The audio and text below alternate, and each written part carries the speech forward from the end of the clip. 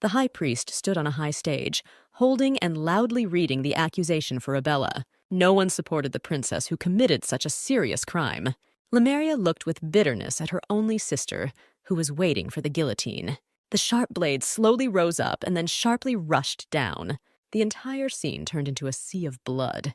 A nurse comes into Dean's room and says it's time for the girl to get ready for surgery. The girl closes the unfinished book with a sigh. Jean hopes that after the operation she will be able to read the last chapter.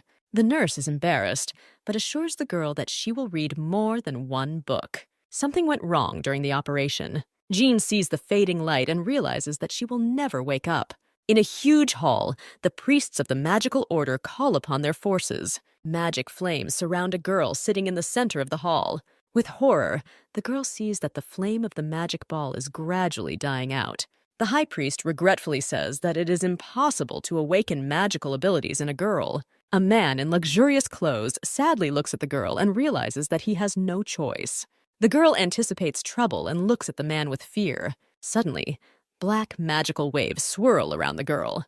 The baby is choking in the surrounding darkness. In hope, she reaches out her hand to the man who has turned away and falls into the abyss. Jin opens his eyes in horror and is relieved to realize that this is just a dream. The girl looks around in confusion, but cannot recognize her hospital room. Jean is perplexed and wonders how long the operation took and why the hospital did such a luxurious renovation. Suddenly, the girl notices her hands. They are so small and soft, not at all like the ones worn out by constant injections that she had before the operation. Jean, with great difficulty, gets off the unrealistically huge bed and runs to the mirror standing by the window. In the mirror, the girl sees a little girl with long blonde hair and huge, fiery-colored eyes. Jean falls to the floor in shock and watches the reflection, which for some reason repeats her every movement. The scream heard far beyond the room from which it came. Hearing the scream, 3 girls in maid uniforms run into the room and in panic ask what happened to Her Highness. One of the girls feels Jean and says with relief that Her Highness is okay. June, in desperation, grabs the maid and with tears in her eyes, asks who she is. The maid, accustomed to the girl's whims, reveals that she is the only princess of the Reifenstrai Empire, Her Highness Princess Abella. Jean turns over the names and titles she heard in her mind. It all seems surprisingly familiar to her. Suddenly, she realizes that all this is from a half-read book called How to Raise a Princess. And then Jean gradually begins to understand what is happening. She did not wake up from the operation. She was reborn into Princess Abella. Jin sits dejectedly in a chair, trying to figure out how it all happened. For the 100th time, she repeats that she is Princess Reifenstray. The maids nod in fear. After a while, Jean begins to believe that she has truly been reborn and is now Princess Abella. The girl remembers that according to the plot of the book, the girl was branded a worthless princess. In a world where respect directly depends on the level of magical powers, their absence is considered a shame and is condemned in every possible way. The lack of a magical gift deprived Abella of her rights to Presto, after which she became even more corrupt and tyrannical. All her life, Abella envied and hated the crown princess, her half-sister Lemuria. In the end, to win the power struggle, she prepared a whole cup of poison. The princess killed her father, ruining her own life with this act. Princess Abella was eventually executed. Jean screams in panic why she was reborn into this vile and worthless heroine. The girl turns to the maid. She shudders in fear. Jean does not understand why the maid is so afraid of her. Suddenly, the servants open the doors in reverence. A handsome man in luxurious clothes enters the room. All the servants fall to their knees. Jean realizes that this is Abella's father and tries to remember everything that was written about him in the book. Emperor Alwar is the youngest ruler of the Reifenstrai Empire, ascending to the throne at the age of 19. Having taken the oath to the empire, he immediately raised troops and set off to conquer neighboring empires. In just 10 years, he expanded the territory of Reifenstra several times. Under his rule, the empire achieved unprecedented prosperity. At the same time, the cruel and cold-blooded tyrant had the most beautiful face, like an angel. Looking sternly at the maid, the emperor asks what happened. The maid trembles with fear and answers. The princess suffered because of her carelessness. When asked by her father what the princess's bodyguard was doing at that time, the girl looks away and doesn't know what to say. Suddenly, the man's gaze becomes icy. He orders to answer. The maid trembles and says that a few days ago, Sir Victor angered the princess and is now still healing his wounds. Jean thinks with horror that in the book, Abella's character was simply devilish. The girl remembers the terrible pictures from the book, in which the princess tormented her servants, and understands why now all the servants are afraid of her. Suddenly, the emperor turns to his daughter. His gaze frightens the girl very much. She understands that now she will get it because of the behavior of the previous owner of the body. But unexpectedly, the father gently and affectionately strokes his daughter's head and asks what hurts her. In a rage, Altwer turns to the lackeys and asks how some exile dares to provoke the princess, orders him to be brought immediately. Jin watches with interest and fear how quickly and often he changes his facial expression. The chief magician of the empire, summoned by her alarmed father, approaches the girl. The magician asks Jin to stay put, as a stunning blue light begins to sparkle around him. Wonderful waves lift the girl into the air, and she realizes with shock that this is real magic. Jin experiences unusual sensations and gradually sinks back to the floor. The magician reports to the emperor that Her Majesty's health is no longer in danger. Altver nods with satisfaction and releases the magician. A caring father tells his daughter that he is very glad that everything is okay with her. Jin is perplexed, because in the book, Altver is described as a cold-blooded tyrant. The guards appear with the prisoner and report that His Majesty's order has been carried out. The guards throw the prisoner to the floor. He trembles and tries to get up. Suddenly, the prisoner raises his head and looks straight at the princess, his gaze blazing with hatred. Jean does not understand why he is looking at her like that. The book says that Victor is a prince from the Silently Empire because he has black hair and red eyes. Everyone considered him an outsider. At the age of 10, Victor was transferred to Reifenstrai as a political hostage. At the age of 12, Victor was sent home because he offended the princess, after which no one saw him. This character appears in the book for only a few chapters, gradually moving into the background of everyone else. Jill is frightened by Victor's gaze and hides behind the emperor. Noticing this, the emperor becomes furious and says that the hostage sent from some tiny state does not dare look at his daughter. The emperor tells Victor that he has failed in his task as the princess's bodyguard, and for this, he will pay in blood. Suddenly, Altwer decides with contempt that such a crime can only be washed away by the bloodshed by all the people of the Silently Empire. Jean is shocked. Such a small thing as a glance in her direction could lead to the collapse of an entire empire. Victor bowed his head obediently. He didn't even try to object. Everyone stood silently. No one tried to intercede for the young man. Everyone thought only of themselves. The girl does not understand what kind of world this is, where there is no justice and human rights instead of laws. Everything is based on power. No one tries to contradict the despotic ruler. Jean understands that if Victor dies because of her, if a war breaks out, then she will become one of these soulless cowards. Suddenly, Jean comes out from behind her father and selflessly declares that Victor is not to blame for anything.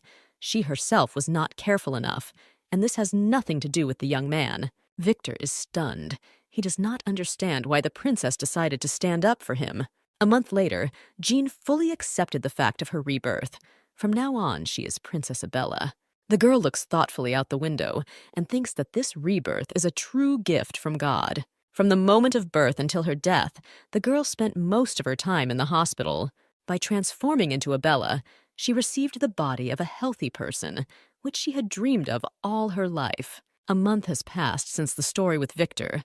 Abella still remembers with trembling how she dared to contradict the tyrant.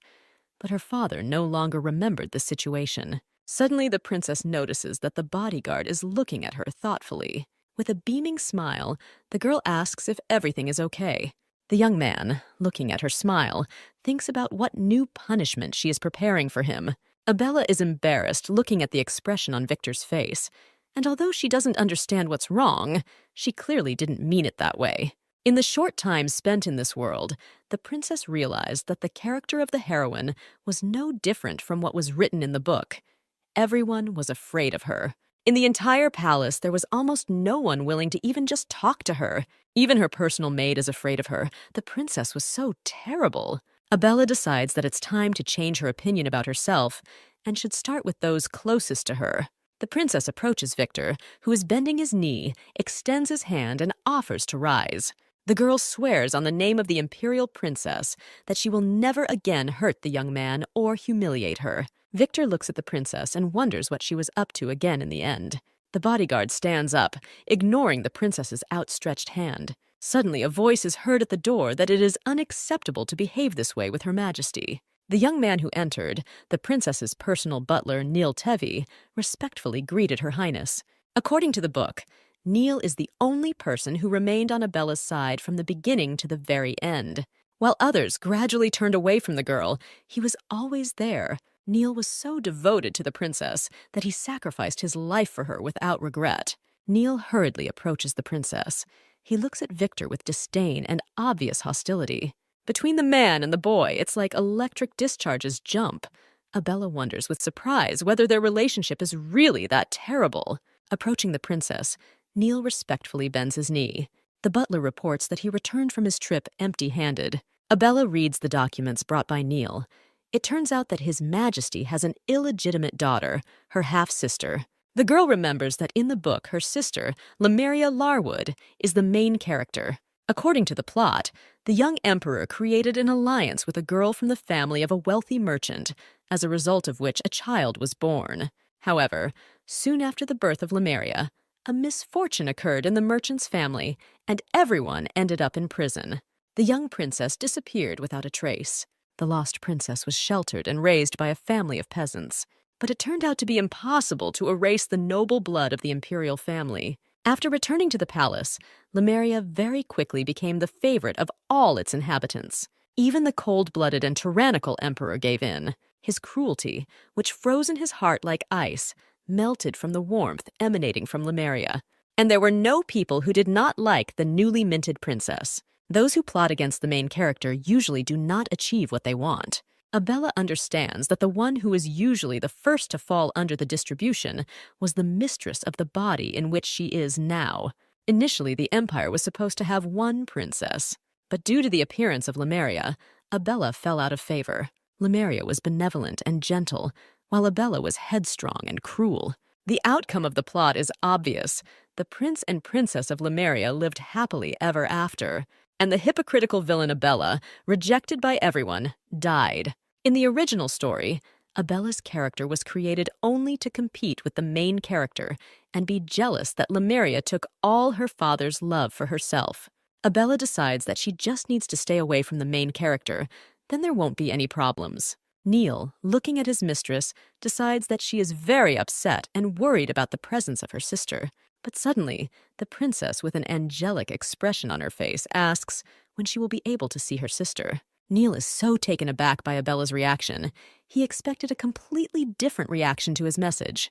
The butler leans over to the princess and asks if she is angry. Abella thinks to herself that it is impossible to be angry with the main character. She just wants to live her new life in peace. Neil is puzzled and thinks about the princess's words. Suddenly it dawned on the man, and he says that he understood the subtext of the princess's words. Abella looks at Neil's expression and exclaims in horror that that's not what she meant at all. Suddenly, the butler says that they need to start acting as soon as possible, otherwise the consequences will not be long in coming. Victor and the maid are sadly silent. No one wants to say out loud what they are thinking. Abella can't understand why everyone has such strange faces. Finally, the princess loses patience and orders him to tell her everything. Victor begins to tell that Abella, as the daughter of the emperor, was entrusted with responsibility for the imperial family from birth. If Abella loses battles one after another, then she will face the same fate as Victor himself. The girl doesn't understand what we're talking about, because Victor didn't do anything wrong. Victor says that from birth he was not like everyone else. Because of the color of his hair and eyes, he was branded cursed. The title of heir was taken away, and he was expelled to another empire. Abella thinks with sadness that even a prince has to suffer because of absurd nonsense, and she will definitely become a disgrace to the empire because she cannot become anyone else without magic. Neil, seeing how upset the princess is, tries to calm her down and says that there is no need to worry. The butler angrily declares that he will never allow something like this to happen. The girl is dejectedly silent, immersed in her thoughts. Neil is holding back with all his strength so as not to kick out Victor, who dared to upset his favorite. Suddenly, the princess calmly and distantly says that she will prepare for this in advance. Looking out the window, Abella realizes that this must be a completely different preparation. Suddenly, the girl realizes that living in a healthy body is very difficult. She thought that enough times she would not need to be subject to constant restrictions. It would be enough to just lead a calm and measured life. But in this place, the law is not perfect, and one tiny mistake can cost your life, as if nothing depends on you. Abella suddenly seemed to wake up. She couldn't just admit defeat. Flipping through the books again and again, Abella thinks that others could easily be reborn as a princess and live without worrying about anything, but she managed to fall into the hands of an evil witch. The girl thinks that even if she cannot control the fate of her unfortunate heroine, she will never come to terms with such an ending. Abella must change her sad fate.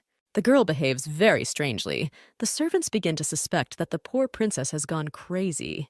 Abella holds an incredibly long list in her hands and announces that her rescue plan is ready. According to the plan, she will need to spend a lot of time studying the history of her country. She will need to become an exemplary princess. Once upon a time, the emperor himself hired a teacher for Abella. But at that time, the princess was still so small that now the girl must quickly catch up with all the gaps. However, in reality, the past Abella never taught anything at all. The girl thinks that she simply needs a teacher for additional classes, but cannot decide who to choose. The maid Heidi is not suitable, she is too soft, and besides, she is still afraid of Abella. Neil is very smart and has a lot to teach, but he has so many other responsibilities that he hardly finds time to study. Well, of course, only Victor remains. He certainly won't be able to refuse her.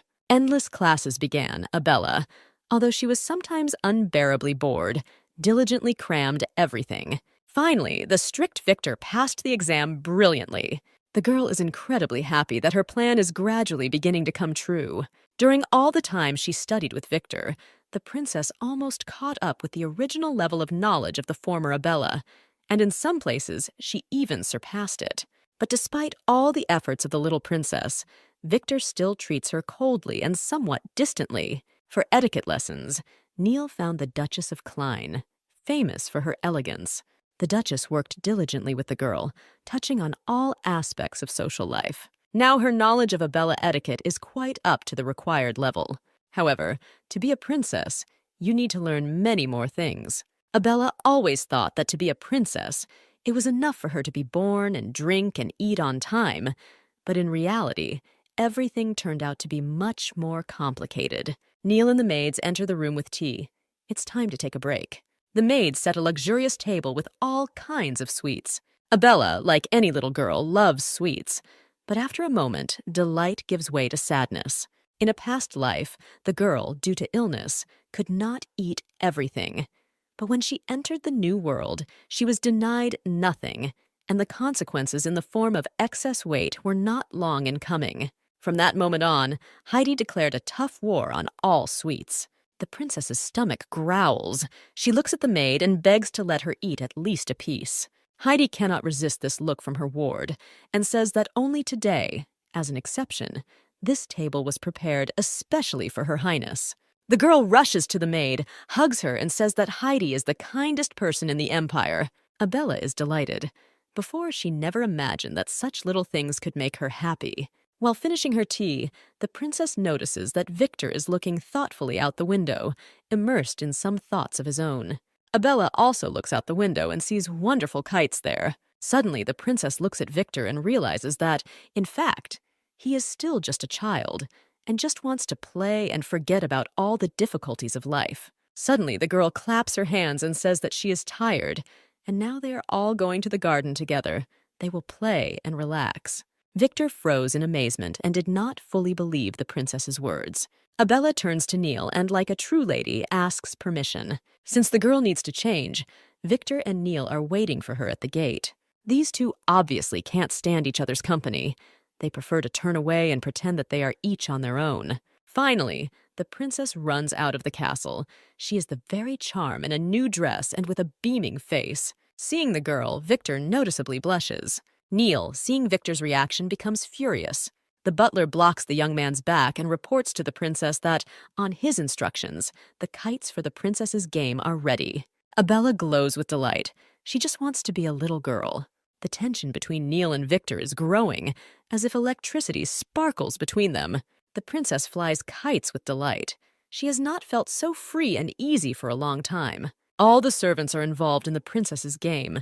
Her snake turns out to be the highest. Suddenly, Abella notices that Victor's kite is rising higher and is ahead of the girl's kite. Seeing such impudence, Neil sharply twists the rope. His kite knocks down Victor's toy. With sarcasm, the butler remarks that if the young man is worse than others, then there is no point in trying to stand out. The men compete for the princess's attention in such a childish way, causing her to laugh cheerfully. Playing further, Abella thinks that the book Neil is cold and insensitive, but in fact he turned out to be very nice, which means she herself has no right to be weak. Suddenly, the rope on Her Majesty's snake becomes taut and breaks. A strong wind carries the snake to the farthest corner of the garden, directly onto the roof of the gazebo. Abella takes off and runs for her toy. Having made her way through the hedge, the princess looks around, looking for the way to the gazebo. After getting lost a little, Abella runs out onto the lawn, surrounded by beautiful flowers. There is a gazebo right in the center of the lawn. Suddenly, the girl sees that she is not alone on the lawn. Someone is sitting in the center of the gazebo, quietly humming. The princess thinks that her father built this gazebo especially for her, and no one except her and her retinue has the right to come here. And this girl is not familiar to her, although her silhouette seems familiar to her. Suddenly, like a bolt from the blue, Abella is struck by the thought that this is Lemuria Larwood, her half-sister. The princess remembers that according to the plot of the book, they should meet for dinner in 6 months. But something went wrong. Abella decides that the best strategy is to quietly leave the area, but suddenly she steps on a dry branch and a very loud crash is heard. Lemuria, hearing an extraneous sound, turns around in fear. Abella tries to run away before her sister notices her, but suddenly hears a greeting. Lemuria stands up, makes a deep curtsy, and greets Her Highness with respect. Abella, in a panic, cannot understand why her sister ended up here and right now. Seeing the strange expression on the princess's face, Lemuria politely asks if she is okay. Having coped with her emotions, Abella joyfully replies that everything is fine. She just doesn't understand how Lemuria got here. The older sister replies that while walking in the park, she noticed that there were the most beautiful flowers on this lawn. Lemuria really wanted to prepare a gift for the first meeting with Her Majesty, so she decided to collect a bouquet here. Abella understands with annoyance why everyone in the book loved her sister, and if she had not been the main character, they could have become friends. Suddenly, a man's voice is heard from the bushes. He says that the bouquet is beautiful and quite worthy of Her Majesty. Faithful Neil coldly tells Lemuria that this gazebo was built by His Majesty especially for the princess, so all outsiders are prohibited from being here. Victor, who appeared after Neil, rather menacingly asks what Lemuria's intentions were if she arbitrarily invaded the princess's possessions. The girl is very frightened, sincerely asks for forgiveness, admits that she did not know that this was the property of Her Highness. Lemuria says that His Highness allowed her to move freely around the garden, and she decided that she could come here too. Lemuria has not yet been officially introduced, so she cannot call the Emperor father. Abella remembers a story in which her sister grew up among peasants. She was subjected to various bullying, and the princess is surprised to realize that she feels very sorry for Lemuria. Suddenly, a familiar voice is heard asking Lemuria what she is doing here. The girls turn around in fright. The emperor himself appears in front of the gazebo, and, contrary to usual, he looks quite simple. Heidi runs up to Abella and asks if the princess has found her kite. The girl answers with embarrassment that she was so surprised by the appearance of Lemuria that she completely forgot why she came here. The emperor looks at Lemuria, and his gaze instantly becomes cold and prickly as ice. The girl is scared. Without saying a word to his eldest daughter, he turns away and orders the guards to take Lemuria to her chambers. Taking Abella by the hand, Alwar heads towards the exit. casually telling Lemuria that from now on he forbids her to appear near the princess without his permission. As she leaves with her father, Abella feels awkward and shy, and she turns around sharply. Lemuria, with tears, sees her father and sister leave and remains completely alone at the gazebo. Abella is studying in her room, yawning from boredom and fatigue. The girl looks at the beautiful flowers in the vase. Lemuria does not give up hope of making friends. Almost immediately after meeting in the garden, she sent the princess this bouquet. A few days later, events begin to develop in accordance with the plot of the book. Abella receives an invitation to the ball. During a dinner party, the emperor must introduce Lemuria. To the cheers of those present, she will be presented as the daughter of the emperor. Abella will be shunned and studiously ignored by the entire society. Because of envy and resentment, she will have to become the one everyone hates. The girl thinks that despite the fact that they met a little earlier than necessary, this will not ruin her plans. The princess is sure that she must change her image in the eyes of other people for the sake of her own future. Only the item about dancing remains unfulfilled on her list. The girl goes out into the garden, looks around in search of someone from her retinue. Noticing Heidi, the princess runs up to her and asks if she has seen Neil. The maid replies that the butler has important business today, and he left without saying when he would return. The girl sadly says that she wanted to practice dancing with Neil before the upcoming ball, but obviously she will have to give up this idea. Heidi thoughtfully replies that if Her Highness wants to practice dancing, then she may well choose someone else to do it. Suddenly, the maid turns around, calls Victor, and waves her hand to him. Victor feels a chill run down his spine. For some reason, he doesn't expect anything good. The other dance partner Heidi was talking about turned out to be Victor. Abella appreciated the maid's idea because Victor once belonged to the imperial family, which means he could very well teach her how to dance. The princess is a little embarrassed by the presence of the young man, but Victor boldly approaches and offers to start the lesson. The young man holds out his hands to the girl, and according to the rules of etiquette, says that he has the honor to invite her to dance. Having started to dance, the girl happily notices that dancing in this world is very similar to the waltz from her real world. Abella recalls that in her world she danced the waltz very well, so even now she should not have problems with dancing. The girl notices that, in fact, Victor is not inferior in attractiveness to other male characters. Continuing to dance, the princess wonders why this young man was given only a couple of chapters in the book. The princess is so carried away by her thoughts that at some point she stumbles and begins to fall. At the last moment, Victor catches her. Abella continues her reasoning and steps on the young man's foot, embarrassed that Victor might notice her absent-mindedness. Suddenly, Neil enters the room and asks why Her Majesty didn't wait for her faithful butler to train. The girl answers without hesitation that Victor is also a very good teacher. Suddenly, the bodyguard lets go of Abella's hand, bows, and asks permission to leave since Mr. Neil has returned. As they pass the butler, the two exchange glances as if they are about to throw themselves at each other. The princess watches the scene in bewilderment, which no longer pleases her at all. And then the day of the ball comes. The carriages arrive at the castle one after another.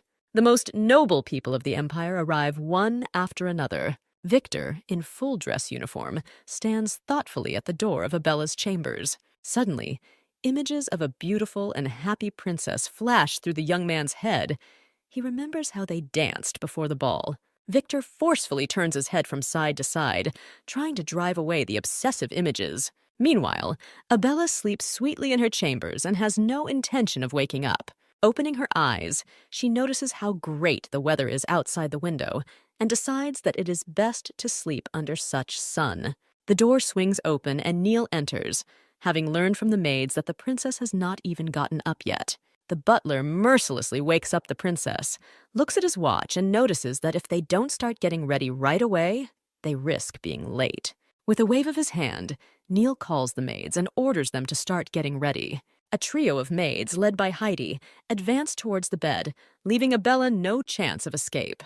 Suddenly, the cry of the princess is heard throughout the surrounding area. She calls Victor and begs him to save her. The excited bodyguard rushes to the door to help his little mistress. Heidi blocks his way and explains with a smile that the princess is just a little capricious from fear of the upcoming event. Suddenly, Victor hears someone calling out to him behind him. Turning around, the young man and the maid can't believe their eyes. She definitely shouldn't be here. Before Victor and Heidi stands the beautiful and shining Lemuria, completely ready for the ball. The servants bow down and politely greet the princess's elder sister. Lemuria reports that she saw a familiar silhouette from afar, but did not expect that it was Victor who would be here. The girl presses herself close to Victor and gently asks why he is here, because Abella probably really needs him. The young man, in fright, jumps away from the girl at a considerable distance. Victor notes that if Lemuria passes here, it means she has some business. The girl begins to tell what her father told her, but then the footman abruptly interrupts her. The girl falls silent in embarrassment and suddenly says that she has to take her leave. Lemuria and the footman quickly turn around and leave. Victor and Heidi look after them in confusion. The girl confidently says that the eldest princess came here specifically for Victor. In the meantime, the princess's preparations are almost finished. All that remains is to tighten the corset a little, and the little lady will be ready. Heidi and Victor enter the room and look at Abella with delight. The little princess is simply magnificent. Every last detail in her appearance is carefully thought out. The girl looks like an angel. Heidi is proud of her work and the work of the maids.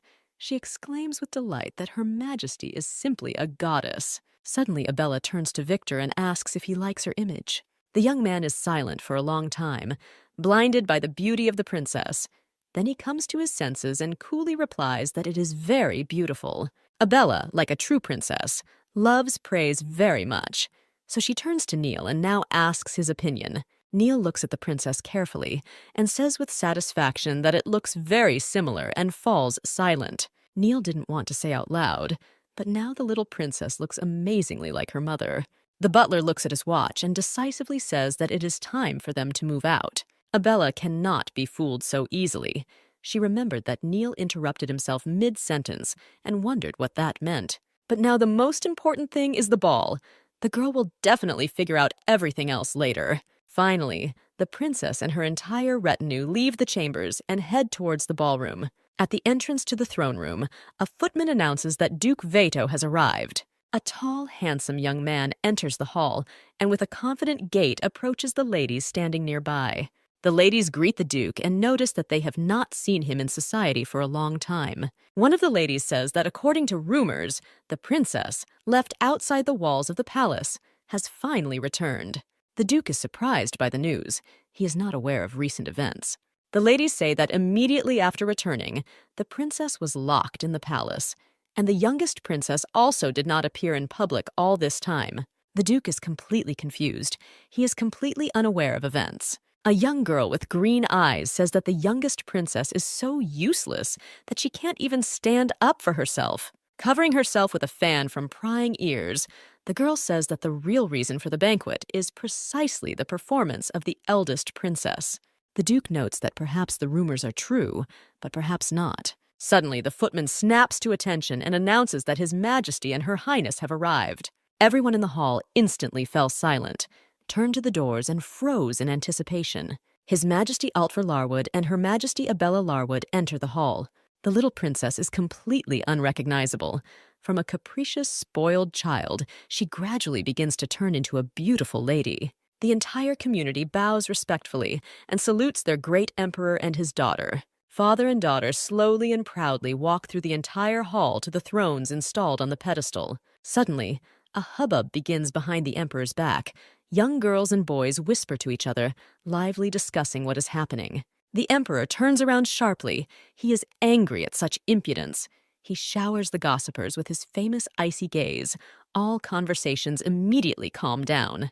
Abella looks at her father and thinks that this is why he is the ruler of the empire that dominates the mainland, because with just one glance, he is able to terrify anyone. Noticing that his daughter is nervous, he gently squeezes her hand and gently advises her not to pay any attention to them. Abella is flattered by his care and tenderness.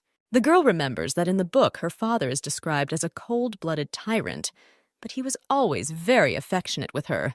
Until his death, the father never hated his daughter. Walking hand in hand with her father, the girl thinks about why the bookish Abella did not spare her father, because he is so good. The emperor and the princess approach the pedestal on which the thrones stand, and then Abella notices that there are 3 of them. Sitting on his throne, Alvar announces that before the celebration begins, he wants to announce one event. The Emperor points his hand to the girl standing to the side and announces that Princess Lemuria Larwood has returned to the palace. Presented to everyone, the princess immediately attracts all eyes. She is truly charming. The musicians started playing music and the gala evening began. As described in the book, Princess Lemuria immediately finds herself in the spotlight. Everyone wants to talk to her, and Princess Abella sits alone and longingly watches how quickly her sister charms everyone around. The girl was also not averse to going down to the hall and trying to make friends with someone, but she was ordered by her father to sit here and not communicate with these people. Princess Lemuria continues to captivate the community with lighthearted chatter and laughter all around her. The former Princess Abella firmly cemented her reputation as a willful, cruel, and capricious monster. Out of hopelessness and despair, the girl begins to tremble with chills. The sensitive father notices that Abella is upset and asks what happened. The girl, having pulled herself together, says with a joyful smile that everything is fine. Suddenly, a footman approaches the emperor and tells him some news in his ear. The ruler's face darkened with terrible anger caused by the news. The father approaches Abella, gently puts his hand on her head and tells her that he will return soon, and she should wait for him here. As soon as the emperor has left, Abella jumps from the throne. This is the perfect chance to put her plan into action. Making her way through the hall, the girl looks around in search of suitable company. At this time, Lemuria notices empty thrones. Neither her father nor Abella is anywhere. The younger princess notices a small group of young girls, quite pleasant to look at, and rushes towards them. According to all the rules of etiquette, Abella politely wishes the girls good evening. But looking up, she notices that the girls have disappeared so quickly that the girl didn't even notice it. Abella is lost. She finds herself in this world. It doesn't matter whether she is a princess or not. Since there is no magic, she will be treated like an infectious patient. The girl angrily thinks that it is not at all surprising that the former owner of the body has become such a villain. With gloomy determination, Abella decides that she doesn't care. If she can't make contacts, then it's time to move on to dancing. She urgently needs to find a partner. Suddenly, behind one of the columns, the girl notices a familiar face. Handsome Victor stands silently, not paying attention to anyone. Abella jumps for joy. Victor will be her dance partner because they danced so well with each other. Victor, noticing the princess out of the corner of his eye, turns sharply and quickly leaves. But the girl, with enviable persistence, catches up with him and calls out to him. The young man realizes with annoyance that he has been caught. Abella curtsies and invites Victor to dance. The girl is afraid that the guy will refuse her. She looks at him with such despair and pleading that the young man's heart trembles. Victor leans over to the princess, takes her hand, and says that it is a great honor for him. In the center of the hall, quite a lot of couples are spinning in a beautiful dance. The young couple takes their place in the center of the hall. The training was not in vain. Abella and Victor are so accustomed to each other that their dance resembles a beautiful flight. The dancing couples turn in surprise towards the dancing young people, and the gossips admit with surprise that they did not expect such beautiful movements from the princess. Abella and Victor are so dizzy that they don't notice anyone or anything around them.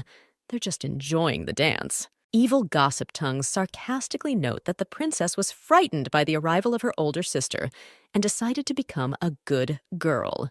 Not far from the heroes, Lemuria is dancing together with an unfamiliar young man. The same gossips notice that the eldest princess arrived not long ago, but her dancing skills are simply excellent. An unspoken rivalry begins between the two couples. Suddenly, Abella asks how Victor ended up here. The young man admits that he was sent here by Neil to guard the princess. The young man ironically recalls how Neil warned him not to let his hands go. Otherwise, this banquet would be the most terrible in his life. The princess admits to her guard that she is very pleased with his presence and that the implementation of his plan is going well. Suddenly, the girl notices Lemuria dancing not far from them. Abella begins to panic, comparing herself to her sister and saying that she needs to try harder. Victor wholeheartedly wants to reassure the princess and says that Her Highness should not compare herself with others. Suddenly, Victor shields Abella, and the girl feels someone crashing into him. In front of the amazed audience, the girl sees Lemuria sitting on the floor next to her. Victor hugs Abella and looks towards the eldest princess with cold indifference. Her dance partner runs up to Lemuria and asks if she hurt herself. Suddenly, Victor coldly says to Lemuria that Her Highness should be careful next time so as not to fall. Lemuria looks up at him with tears in her eyes and tries to justify herself. But the young man interrupts his older sister and declares that a little longer, and Princess Abella could have suffered. A crowd of courtiers immediately begins to discuss the incident, wondering whether Lemuria did it on purpose or Abella. Suddenly, Abella breaks away from Victor's arms, runs up to Lemuria, extends her hand to help her get up, and gently asks if everything is okay with her sister. But unexpectedly, Lemuria's partner rudely pushes Abella's hand away. The young man boldly advises Abella not to pretend, because if she had not moved away, Princess Lemuria would not have fallen. Victor runs up and covers Abella with himself. The young men stand opposite each other, and things are clearly heading towards a fight. Suddenly, the angry voice of the emperor is heard, asking what happened. Victor bends his knee and says that during the dance, Princess Lemuria almost hit Her Highness Abella when she fell. The eldest princess's saucy partner interjects and says that it was, in fact, the princess who nearly hit Her Highness Lemuria while dancing. The emperor looks coldly at his eldest daughter and asks if this is so. Lemuria, in a submissive and gentle voice, tremblingly admits that she was the one who was careless. The younger sister had nothing to do with it. Abella watches the emperors in amazement. She did not expect that her older sister would turn out to be such a suck-up and would do everything to make her father believe her. Contrary to the fears of the youngest daughter, Alvar looks at the eldest with disappointment and says that if she doesn't know how to dance, then she shouldn't dance at all. Suddenly, the emperor turns towards Victor and says that this is the second time he has failed to protect the princess. Altvar motions to the servant to give orders regarding Victor's fate. But then a frightened Abella runs up to her father.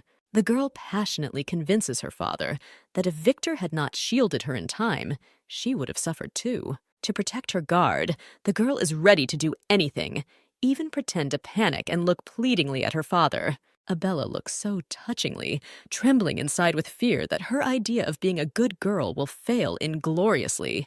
The father's heart trembles. He takes Abella in his arms, ordering the others to continue the banquet. Duke Veto, standing a little to the side, thoughtfully watches this whole scene.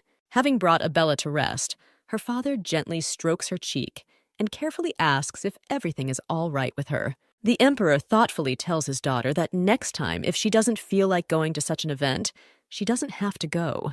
Abella is delighted that her father is the man who is truly ready to protect her from any adversity. The princess and the emperor drink tea cheerfully and casually, enjoying communication with each other. There's a knock on the door. The footman reports that Duke Veto asks for an audience. Suddenly, the emperor's expression changes, and he looks at the door with hostility. The father turns to the princess and asks if she wants to let the duke in. Abella recalls that according to the plot of the book, Duke Veto emerged as the main winner, and it was thanks to him that Lemuria and her lover ascended the throne. The girl thinks that the duke clearly has some plans. She wouldn't want to meet him now. The princess looks piercingly at her father, hinting that she does not want to interrupt such a wonderful evening that they are spending together. The emperor tells the footman that the princess is not feeling very well. She needs peace. There will be no audience today.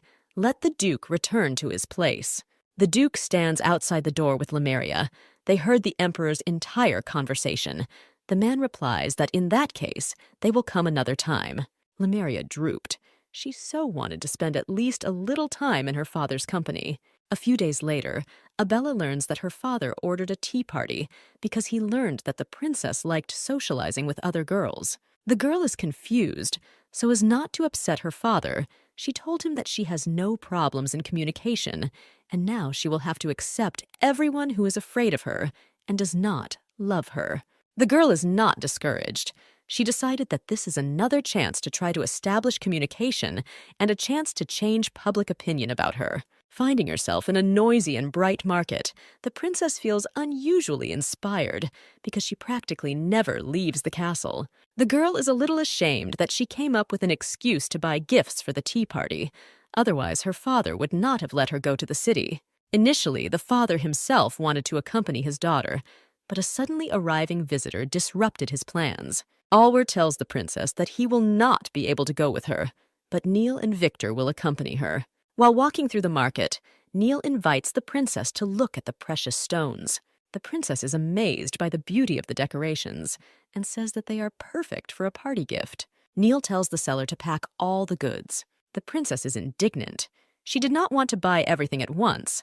Why buy all the jewelry when you can choose one at a time? Suddenly, Victor's voice is heard from behind, who also orders all the goods to be packed. Immediately, all the sellers, having noticed profitable buyers, began vying with each other to invite them into their shops and offer goods. Neil tells the princess not to worry. He has agreed with the sellers. All purchases will be immediately sent to the palace. Victor immediately comes up and says that he has also resolved this issue. Neil and Victor again begin to compete and heat up the situation. The princess is on the verge of an explosion. Suddenly, Abella loudly screams that she's had enough. This is not how she wanted to choose gifts. Without allowing her companions to come to their senses, she takes off from her place and runs wherever her eyes look. After a while, the out-of-breath princess stops to catch her breath, realizing that she was able to break away from Neil and Victor. Suddenly, someone hands her a handkerchief to wipe away the sweat and carefully asks how she is. Abella looks up and sees a young man in front of her in strange but beautiful clothes. A stunningly handsome young man stands in front of the princess and continues to hand her a scarf. The girl has her head in the clouds, looks at the boy's face, and cannot concentrate on what he is saying. She looks at the young man, cannot take her eyes off him, and thinks about how stunningly handsome he is. Abella remembers Victor, her father, Neil. They are certainly handsome, but this young man is not like them. A piercing thought comes to the girl's head. He must be the angel everyone is talking about. Finally, the princess came to her senses, took the handkerchief, and replied that she was fine. Abella looks thoughtfully at the stranger and tries to understand who he reminds her of. Suddenly, it dawns on the girl that the young man is very similar to the priest from the book. The princess was dumbfounded. Could it really be him? Abella politely thanks the stranger for the scarf, promises to wash it and return it to the owner. The young man points his hand towards one of the houses and says that he lives here and the girl can find him at any time. Abella looks towards the house that the guy is pointing at and notices a sign above the entrance that says that there is a room for fortune-telling. The girl is amazed that the young man is really engaged in fortune-telling and prediction. The young man explains that he actually studies astrology. In addition, he observes the location of the stars and, of course, knows how to guess a little. The young man sees that the girl is interested and offers to come in and try to tell fortunes. Abella and the stranger enter a dark room filled with very strange objects. The young man says that he works here alone, so no one will disturb them. The young man takes out a beautiful iridescent magic ball and notices that the girl never said her name. The girl decided not to say that she was an imperial princess. She simply said that her name was Abella. The stranger begins to move his hands over the ball, which instantly begins to glow and rotate. The princess watches the mystery with excitement. Suddenly, the magic ball blinds with an incredibly bright glow. A loud crack is heard, and the ball breaks into pieces. The girl, frightened, asks the stranger what this means. Looking at the fragments, the princess thinks that apparently her predecessor did something so terrible that the crystal ball could not stand it and broke into pieces. The young man thoughtfully examines the bursting magic ball. Suddenly, a stranger approaches Abella and cheerfully says that she is very interesting. The girl is perplexed. Such frightening things are happening, and the guy says that she is interesting. What could this mean? The stranger explains that the crystal ball broke because someone imposed a ban, and he cannot tell her fortune. To the princess's perplexed questions, the guy replies that he doesn't know who could have imposed such a ban, but perhaps it was created to protect her. The girl is upset. She just wanted to tell fortunes for fun, and didn't even realize that everything would go so wrong, and she would find out about the strange ban imposed on her. Suddenly, the young man approaches the princess, looking at her intently. The stranger mysteriously reports that the ban imposed on her looks very familiar. The young man reaches out his hand to the girl's face. Abella gets very scared and calls for help. At this moment, Victor bursts into the room and, in a voice cold with rage, orders the stranger to take his dirty hands off the girl. The girl runs up to her guard with joy and relief. She is very happy to see him. Victor asks Abella for forgiveness for once again failing to protect her. The princess interrupts the young man, convinces him that he is not to blame for anything. She herself succumbed to emotions and therefore ran away. On the one hand, the girl is ashamed of her escape. But on the other hand, if she had not escaped, she would not have known anything about the mysterious ban. Victor covers Abella with himself and angrily asks who this man in front of them is. The stranger explains that he is an ordinary astrologer who sometimes tells fortunes, and they are in his house, so the young man should behave less aggressively. After everything that happened, the princess thinks that it is hardly possible to call the stranger an ordinary astrologer. Victor bows respectfully, asks for forgiveness for the intrusion, thanks for taking care of his lady. The stranger sincerely regrets that he frightened the little lady with some of his actions. As a sign of his sincere apology, the young man hands the girl a box with a gift for her. The box contains a wonderful necklace. Abella resolutely pushes away the box with the necklace and says that there is no need for this. The young people turn around and leave the strange house. The stranger mysteriously looks after them and notices that Abella refused the gift in vain. It will be very useful to her. Walking out onto a noisy street, Victor suddenly falls to his knees, says that he has made an unforgivable mistake, and asks the princess to punish him. Abella assures him that he is not to blame for anything, and if he had not come on time, there is no telling how everything could have ended. The princess realizes that now she can't think about anything except this strange meeting. She tries to understand what the stranger meant when he said that this magic was familiar to him. Neil runs up out of breath and bombards the girl with questions about whether everything is okay with her and where she has been.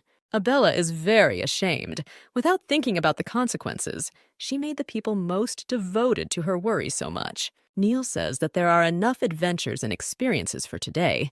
It's time to return to the palace. The princess embarrassedly says that since all the gifts have been bought, we can return home. Abella turns towards the astrologer's house and is surprised to think that she feels disappointed in not receiving answers to her questions. The girl is very tired during the day, and having finished all the preparations for tomorrow's tea party, goes to bed. Suddenly, in the middle of the night, a strange glowing silhouette appears above Abella's bed. The girl wakes up and sees in front of her what appears to be the ghost of a young woman. The woman is incredibly beautiful and looks closely at the princess. Suddenly, the spirit reaches out its hand to Abella. The girl gets scared, jumps back sharply, and falls off the bed. Rubbing her bruised head, the princess tries to understand who this woman is and how she got into her room. The woman with the deep seal looks at Abella, realizing that she did not recognize her. Suddenly, the spirit gently touches the girl's cheek with her hand. Suddenly, the woman begins to move away. Abella feels some inexplicable sadness and reaches out to the woman. The girl tries to reach the spirit, asks her to wait, but the woman gradually disappears. Suddenly, the door opens slightly, and Neil enters the princess's chambers. The butler says that he heard a voice when he walked past Her Highness's door and decided to go in to find out why the princess was still awake. Seeing that the princess is frightened by something, Neil says that he will stand guard at the princess's door until the morning in case she needs him. In the morning, the princess can't wake up. Heidi asks why the girl didn't go to bed earlier before the important event. Abella replies that she just couldn't fall asleep for a long time. The girl turns to Neil and is perplexed, because he too did not sleep all night, guarding the princess, but he is full of strength and energy. One of the maids comes into the chambers and announces that everything is ready for tea and we can begin. At the tea party, everything does not go according to plan. The princess sits alone, and the girls who came at the opposite end of the table surround Lemuria. Abella is upset and thinks that everything done at the ball had no effect. Suddenly, a chair moves out next to Abella, and an unfamiliar girl asks permission to take this place. The princess happily invites the girl to sit down. At the other end of the table, everyone suddenly becomes silent and looks in Abella's direction. The princess asks her interlocutor in a whisper why she doesn't avoid her. To the surprise of the girl, the princess replies that she has a very bad reputation for being capricious, but in reality she is not like that. Abella sadly says that among other things, she is completely devoid of magical powers. The girl sincerely looks at the princess and says that for her personally, this does not matter at all. The girls spend their time having a pleasant conversation with sincere sympathy and friendliness. Suddenly, Lemuria claps her hands and says that since the last guest has arrived, the tea party can begin. Abella is perplexed. Since this is her tea party, while Lemuria is acting as if she is the hostess of the event, the princess does not intend to let her get away with this. Abella motions to Heidi and tells her to start handing out the gifts. Maids approach the table, carrying elegantly packaged boxes of gifts in their hands. The girls look at the princess in bewilderment. She explains that these are gifts that were prepared especially for tea drinking. The girls look at each other. No one touches the boxes. An awkward pause hangs over the table. Abella fears that if the girls do not accept her gifts, it will be a complete failure. Suddenly, her interlocutor begins to shake the box with interest, wondering what's inside. Abella explains that since Blair is the daughter of General Aztec and has been trained in martial arts since childhood, this whip would be an excellent gift for her. The girls at the other end of the table start laughing at such a gift and say that the princess has no manners at all. Blair proudly reports that she really likes this gift and sincerely thanks the princess. The other girls, casting aside doubts, begin to open the boxes with curiosity and understand with delight how Abella pleased each of them. The princess is glad that her idea was a success. Her efforts to study each guest were not in vain. Lemuria is in no hurry to participate in the general holiday of gifts. She never opened her box. To avoid appearing rude, the older sister communicates her belief that her dear sister's gift is certainly wonderful. One of the girls enthusiastically clutches to her chest a book that she has long dreamed of, but could not get it anywhere. Abella observes the girls and notes that when they stop acting arrogant, they are quite nice and elegant. The princess is proud of herself. She did a great job and still managed to reduce her suspicions. Suddenly, one of the girls turns awkwardly, touches a mug of tea, and it tips over onto the tablecloth. Abella calls Heidi and asks her to check if everything is okay with Lady Wilfried. Miss Wilfried is scared and upset and apologizes for almost ruining the tea party. Abella laughs and replies that this is complete nonsense. The main thing is that the girl herself was not harmed. Suddenly, Miss Wilfried asks if Her Highness has read the book given to her. Abella is embarrassed, but admits that she has not read this book yet. Suddenly, Blair interrupts the other guest and says that it is not proper to ask such questions. Her Highness is only 12 years old, and her education is just beginning. Another guest chimes in, agreeing that this book is indeed very difficult to study. Abella beams. For the first time, someone outside her retinue comes to her side and to her defense. Miss Wilfried apologizes for her impudence. Abella assures her that everything is fine, and it really won't hurt her to study more. Suddenly, the guest declares with delight that Her Majesty is actually very sweet. The princess simply glows with delight. The guests, vying with each other, begin to brag about their successes. One of them proudly reports that her younger sister has already studied books whose names Abella has not even heard of. The princess thinks that all this time she has been intensively studying etiquette and has completely abandoned the books that the girls are now talking about with such delight. Abella is afraid that if she admits that she hasn't read these books, it will be tantamount to accepting the title of a useless princess. But if she lies and it comes out, her entire reputation will go down the drain. Suddenly, Lemuria says that her little sister has long and successfully studied all these books. Abella is perplexed, since when did the main character come to her defense? Lemuria, meanwhile, continues that the princess's teacher praised Her Highness as the most diligent student. One of the girls asks what progress Lemuria herself has made in studying such complex material. The eldest princess answers with embarrassment that, unfortunately, she is not as smart as Abella, but she is also trying to keep up. A few days after the tea party, Abella takes up her studies with triple zeal. She regrets that she has been focusing on dancing and etiquette and has completely forgotten that being a princess is about more than just having manners and looks. The princess realizes with shame that Lemuria, being outside the palace, knows how to support any topic and carry on a conversation, but she can only watch from the sidelines. Abella asks Neil to bring her all the higher-level materials. The more the better. Neil fears that such materials will be too difficult for Her Highness, but Abella passionately declares that she must become the perfect princess. The girl thoughtfully reflects that only by learning everything a princess should know and getting rid of the stigma of being worthless will she officially become a princess worthy of this empire. Abella is determined to take fate into her own hands. Neil calls the princess, sitting under a tree with another book in her hands, and says that it's time for her to go. In the 2 years since the recent events, Princess Abella has grown from a charming little girl into a beautiful young lady. At the ball dedicated to Abella's 14th birthday, the invited girls discuss that recently the princess has been so busy with her studies that no one has seen her for a long time. At the entrance, a footman announces that the imperial family is arriving. His Majesty Altfur Larwood, Her Majesty Abella Larwood, Her Majesty Lemuria Larwood have arrived. The emperor announces that the ball is dedicated to the princess's birthday and announces the beginning of the celebration. The father approaches his daughter and carefully wishes her to have fun. Lemuria bows in respect to her father and says that she will take care of her sister. Abella is surrounded by attention. All the young people of the society are eager to greet the princess and report on the gifts sent. The girl enjoys an abundance of attention and compliments because she has spent so long and diligently gaining her reputation. The elder sister approaches the princess and says that the orchestra is about to start playing, and Abella promised her the first dance. Music begins to play and two beautiful girls begin to dance. Duke Veto watches the girls very thoughtfully and mysteriously. While dancing, Abella notices that there are at least 6 people at the ball who want to dance with her.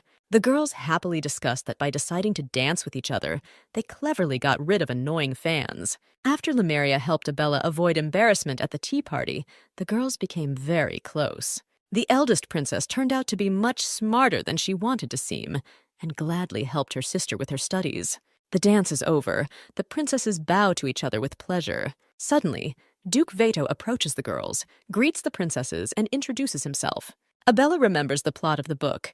Duke Veto is the emperor's younger brother. Gentle, elegant, and polite, he helped the main characters of the book more than once. The duke saw how Abella tried to poison the emperor and immediately sent her to the guillotine. Noticing how Abella flinched, her uncle politely asked if everything was okay with her. Suddenly, Abella remembers that, among other things, it was the duke who returned Lemuria to the palace. The eldest princess thanks the duke for the book he sent her, but fears that it will be too difficult for her. Veto replies that the princess underestimates her intelligence. There's just no need to rush, and she'll figure everything out. The duke and Lemuria are having a carefree conversation, and it seems to Abella that they are speaking as if in a peculiar language, accessible only to them. The duke bows, wishes the youngest princess a good birthday, and says that he no longer wants to distract the princesses.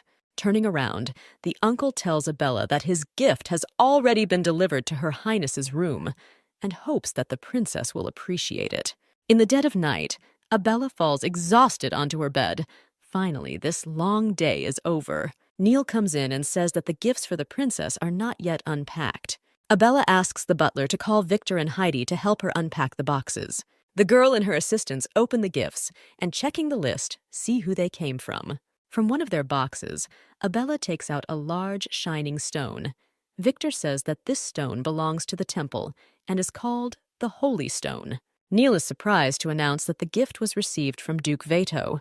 The girl looks at the stone in amazement and wonders what the Duke wanted to say by giving it to her. Neil says that when the Duke brought Lemuria to the castle, the Emperor wanted to reward him, but his brother asked for the Holy Stone, but did not think that His Majesty would give it up so easily. Abella asks Heidi to put the stone in the drawer.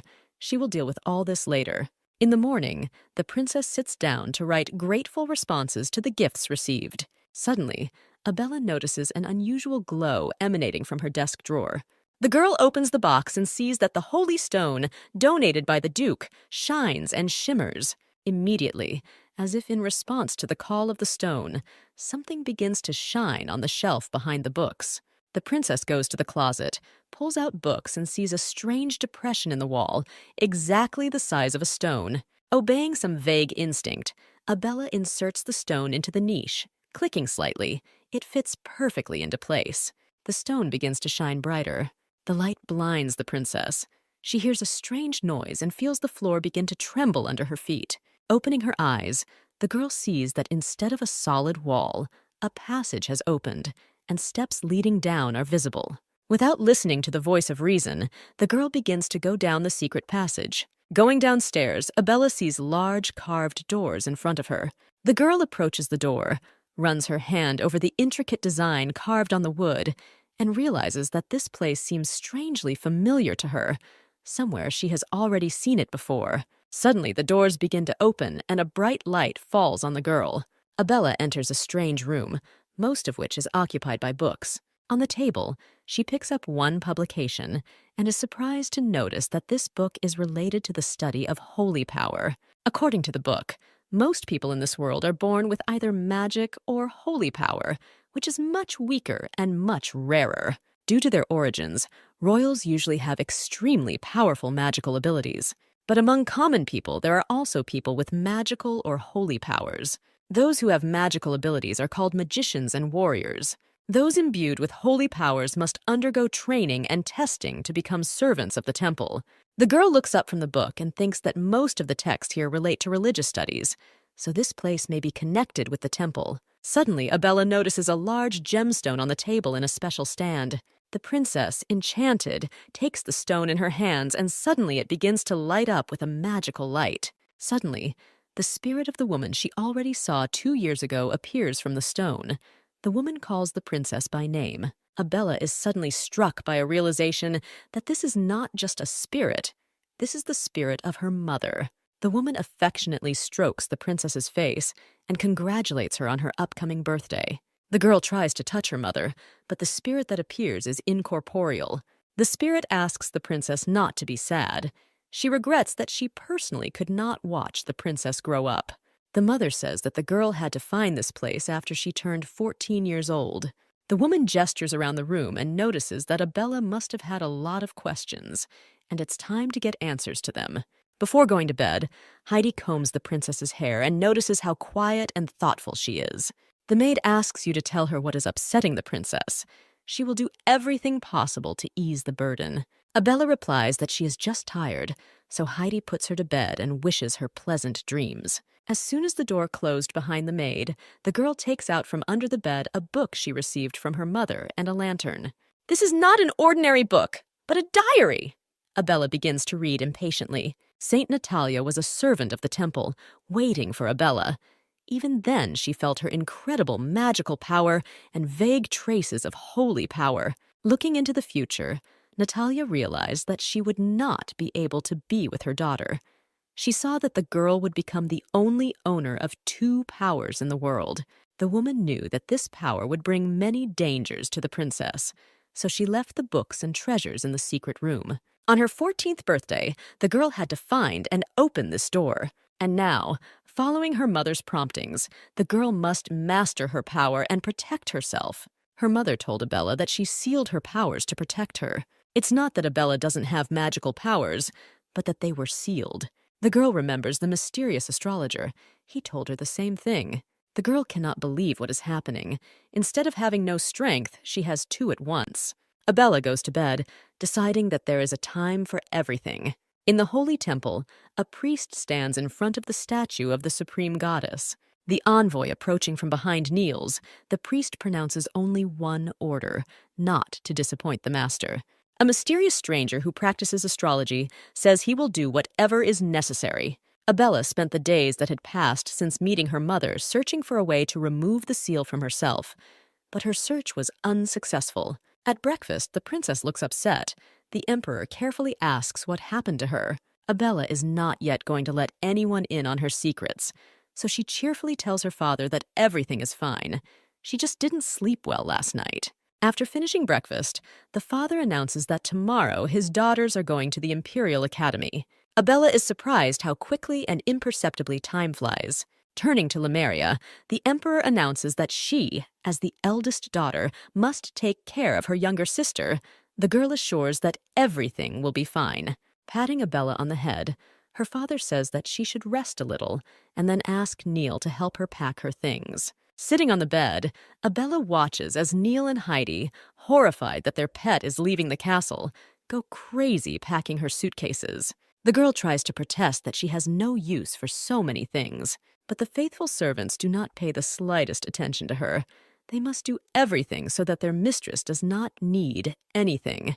Abella turns to Victor and asks hopefully if he will accompany her to the academy as a bodyguard. Bowing respectfully, Victor replies that His Majesty ordered him to ensure the safety of the princess. The girl looks around in surprise and asks where his luggage is. The young man proudly takes the sword out of its sheath and says that this is the only thing he needs. Abella recounts her suitcases in confusion, and before Neil and Heidi come up with something else, she says that it's time to take care of Victor's luggage. Victor is puzzled.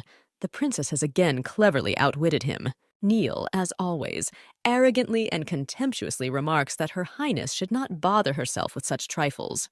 Abella happily replies that she is a princess, and it is her responsibility to take care of her surroundings. In the morning, everyone gathers in the hall.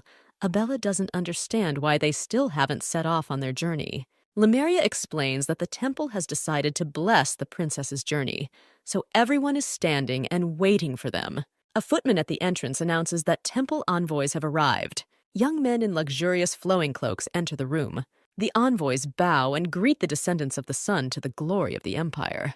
The entire imperial family, including the ruler himself, bows their heads respectfully before the envoys. The leader of the messengers, Bishop Winston, says that a long time has passed since he last saw the princesses. Abella looks thoughtfully at the bishop. He notes with a laugh that the last time he saw the princess she was just a baby. She must not remember him. The princess sarcastically thinks that she only saw him once when she was reborn, so it is not surprising that she does not recognize him. The emperor coldly orders the bishop to hurry up and begin. Winston turns to one of the messengers and accepts his staff. Approaching Abella, the bishop asks her to close her eyes. Abella obeys, and Winston begins his ritual. To the sound of incantations, the wand projects magical symbols. Suddenly, the princess experiences strange sensations, as if her body is splitting into two. Winston notices that the princess is scared and asks her what happened. Abella tries to convince everyone that she is fine. She feels fine. The father is alarmed. The bishop explains that perhaps the princess's body, deprived of magic, could not resist the holy power, so the girl felt unwell. Bishop Winston bows before the princess and asks for forgiveness for being too careless. Suddenly, the emperor's face changes, and in an icy tone he asks, since when did the temple become so bold? Instantly, the envoys, hearing the emperor's tone, covered the bishop with themselves. Abella turns to her father, assuring her that everything is fine with her and there is no need to worry. But for some reason this time she fails to calm her father down. Pulling himself together, Alvar asks Bishop Winston whether his so-called blessing has ended. The bishop bows respectfully before the emperor and answers in the affirmative. The father looks at his daughters and says tenderly that now they can go. Turning to Victor, Alvar orders him to keep a close eye on Princess Abella. As an apology, Winston asks the emperor for permission to have one of the temple's sons accompany the princesses during their training. Abella looks closely at the young man and wonders what the main character of the novel is doing here. The princess continues to look at the young man, who reminds her of an astrologer she met several years ago. Pegolite Levictor bows and greets the emperor and the two young princesses. Hearing the unusual name of the night, Abella realizes that this is really the main character of the book. The girl sadly thinks that if the main character has appeared, then her death is near. After thinking a little about the bishop's proposal, Alvar finally agrees. The princess is frightened by her father's consent because the young man is one of the culprits of the book Abella. The father notices his daughter's strange reaction and asks if she really doesn't like such an apology. The girl decides to hide her true emotions and assures her father that she is upset about leaving. The emperor gently says that 3 years will fly by unnoticed, and before the daughter has time to blink an eye, she will be back home. Abella happily remembers that according to the plot, her death will happen after training, which means she has 3 more years. In the carriage, the girl reflects that she did the right thing by getting rid of the escort of the knightly order. Having imagined what it all could look like, the princess understands that she does not want to attract unnecessary attention to herself. Abella rests her head on her sister's shoulder and tells her that she needs to rest one last time before following etiquette around the clock. Lemuria reminds that they are not alone in the carriage, and the princess immediately sits up straight in fear. Looking at Pagolite, Abella asks if the Holy Knight knows about the House of Divine Magic. The young man is silent and just looks at the princess, which is why she begins to get very nervous. The knight thoughtfully wonders why Her Highness is asking such strange questions. Abella admits that the Holy Knight bears a striking resemblance to the one she met there. Lemuria asks with interest what the story was, but the sister does not want to go into details. The novel talked a lot about the main character. In the temple, he was lower in rank than only one person. Everyone called Pagolite a cold and heartless person. They said that human feelings were alien to him, like the gods. This was the case until the hero met the main character, Lemuria. The holy son of the temple learned feelings that were completely new to him. The young man was able to cry, laugh, and get angry again. He became someone he was not before. Abella recalls that while reading the novel, she was incredibly touched by such moments. The girl recalls that the boy she met that day was very sweet and kind. Unlike that boy, the face of the knight sitting in front of her looks like a piece of ice. The princess turns to the window and decides that she is thinking too much about that day. Suddenly, Pagolite asks Abella if the man she was talking about was an astrologer. The girl looks at the young man in surprise and claims that he still knows that guy. The knight replies that what he said is just an assumption, and he should think about it all. The guy continues that there are many people whose appearance is similar. You shouldn't be that surprised. Abella agrees that sometimes she does think too much.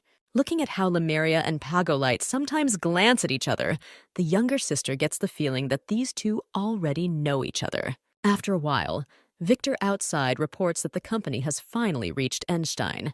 The princess joyfully looks out the window and notices that this is where the teleport point to the academy is. Sitting at dinner, Abella watches the young people and wonders if they got into a fight. Victor and Pagolite sit quite calmly next to each other at the table and are not distracted from eating. Suddenly, the girl comes up with the question of how the young men shared one bed for two.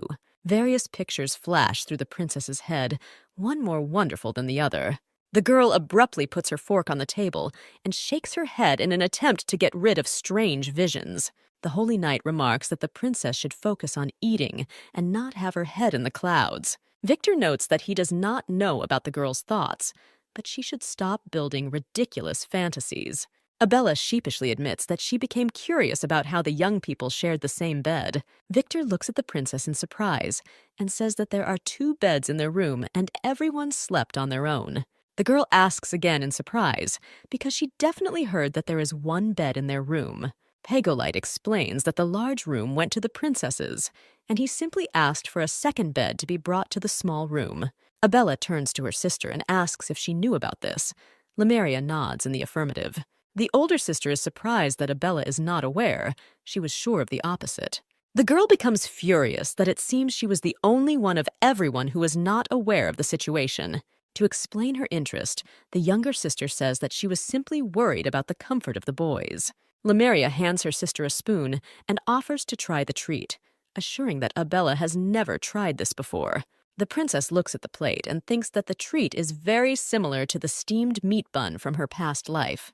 Abella did not think that she would be able to taste her native food in a fantasy world made in a European style. The girl eats the pie and enjoys such a familiar and delicious taste. The company approaches the portal, and the youngest of the sisters is surprised at how many people are in the square. Lemuria responds that the Imperial Academy is one of the best on the continent, and many people dream of studying there. Abella speaks with horror about the huge line they have to stand in. Victor points to the side and says that the Imperial family has a personal teleportation point to the Academy. The princess happily notes that the Imperial family should indeed have privileges. Abella thinks that as vain as it may sound, having power and money is pretty damn cool. In a separate episode, Victor shows the princesses where they need to stand. The company stands on the portal, and a magical glow begins to swirl around them. The overseer speaks respectfully of the hope that their highnesses will have a busy school life. A moment later, the princess opens her closed eyes and hopes that they have already arrived at the appointed place. Turning around, Abella admires the huge and very beautiful castle of the Imperial Academy. Suddenly, a mocking voice is heard behind the young people, asking what such hillbillies could be staring at.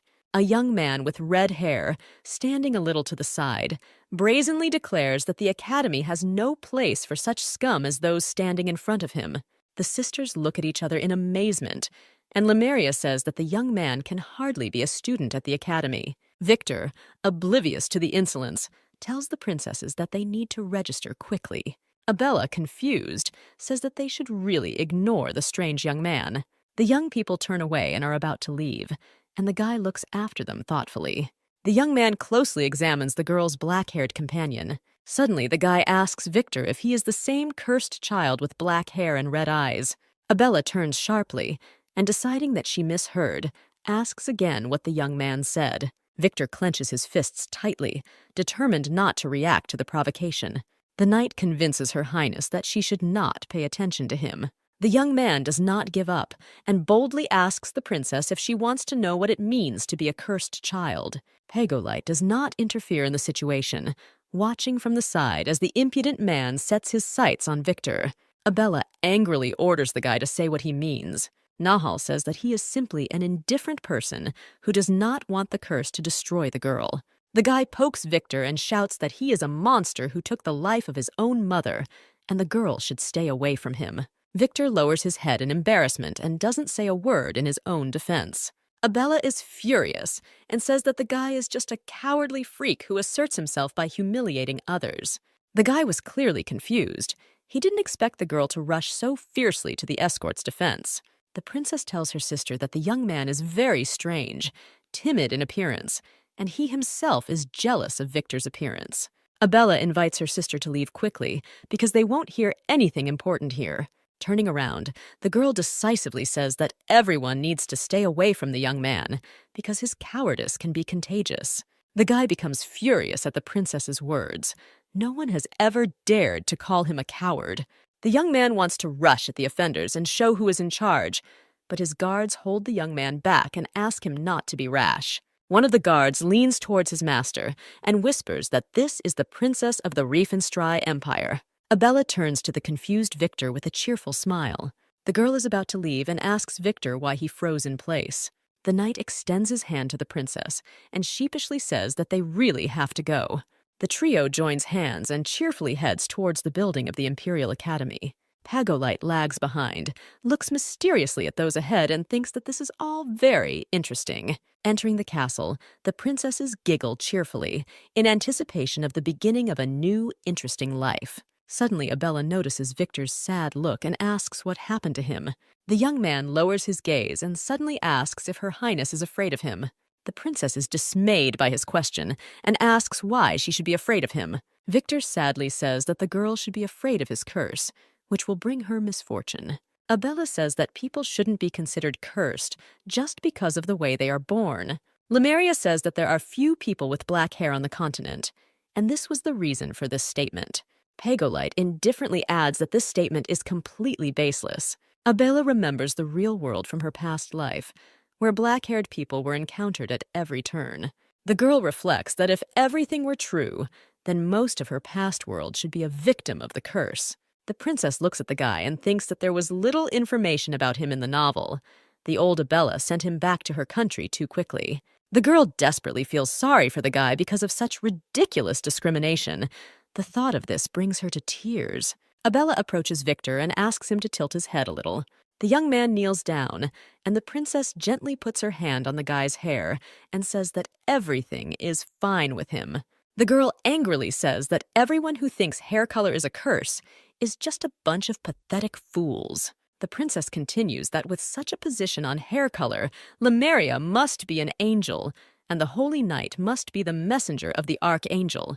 The older sister laughs embarrassedly and thinks that only Abella could say something like that. The girl looks at her older sister in confusion and stubbornly says that it's true. Pagolite listens to the conversation with interest and asks who, in this case, Princess Abella herself is. The sisters look at each other in confusion, not knowing how to answer the Holy Knight's question.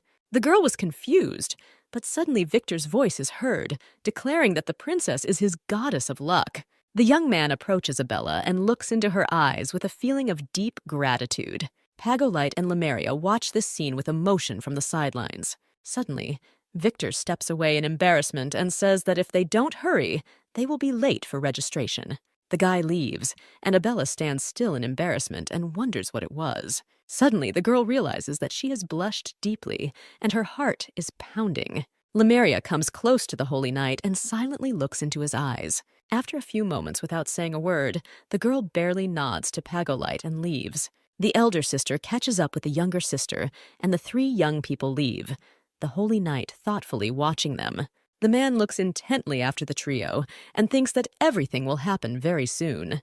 Young people enter a huge hall, in the center of which there are tables for registering students. Abella approaches one of the employees, politely greets her, and says that they have come to fill out applications. The man hands the princess a thick stack of sheets and says that they need to fill out forms. Victor waves to Abella and says he found some free seats. Young people sit down and begin to fill out applications for admission with concentration. Suddenly, the girl looks up from her papers and asks her companions which direction they have chosen. Victor closes the pen cap and says that the warrior's direction has been chosen. Lemuria says, without a shadow of a doubt, that she chose the magical direction. Abella tells the young man that the position of magicians is higher, asks why the young man did not choose this direction, because he has power. Victor thoughtfully replies that it is better not to use such power as his. The princess realizes that she has made a tactlessness, because the knight's strength will only worsen the rumors about his curse. The girl happily reports that in this case she will also go to military service. Victor tries to say something, but Abella quickly makes the necessary entry and says that the documents can be handed over. Later, the young man asks why Her Highness did not choose the magical direction. Abella answers with a laugh that it would be very strange, given her complete lack of power.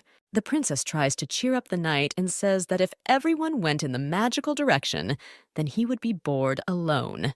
The guy waves his hand and says that in any case he is ready to sacrifice himself. Abella sighs and says that she doesn't want to get into an awkward position among the magicians. Lemuria says that if her sister had chosen the magical direction, she would have protected her from all her enemies. Pegolite, as always, listens attentively, but does not interfere in the conversation, only noticing that they have arrived. The company comes to a fork. 2 roads lead to different dormitory buildings. Abella looks at her companions and says that the time has come for them to part. The Holy Knight and Lemuria say that they will meet soon at the disciple sorting ceremony. The princess waves her hand to her companions. She is a little sad to leave them. The girl approaches the door, checking the number with the card, and realizes that she has found a room that will become her home for the next 3 years. Abella opens the door and sees that 3 girls have already moved into the room. The princess greets everyone with a smile, hoping that she has found new friends. Suddenly, one of the girls turns around and it turns out that it is Blair, Abella's old friend. The girls greet each other, happy that they will now be roommates. Suddenly, one of the girls turns her head and asks if she is the same useless princess. Blair sharply cuts the girl off, saying that her insolence is simply unacceptable. The girl spreads her hands and says that if the princess does not have magical abilities, then what is the point of entering the academy? Abella coldly replies that the lack of magical power will not prevent her from studying at the academy, where there are many other directions. The girl embarrassedly puts her lipstick in the box and says that the conversation should have started with an introduction. The student stands up and says her name is Myra Marshall. Myra points her hand at the girl who has been silent until now and introduces her to Mary Leon. Abella politely introduces herself back and says she's happy to meet everyone. The next morning, the headmaster welcomes the students to the Imperial Academy for the placement ceremony. Victor listens with his eyes closed as the director talks about what awaits the students in the next 3 years. Myra listens in irritation and wonders how long the director will continue to rant. Embarrassed, Mary interrupts her neighbor, saying that she is simply behaving indecently. The roommates did not want to communicate with Victor because of the curse. As a result, the guy sat with the girls. Myra yawns demonstratively and asks how long they will have to listen to inspirational speeches. The princess says that representatives of the first-year students from the magic and military departments are still scheduled to speak.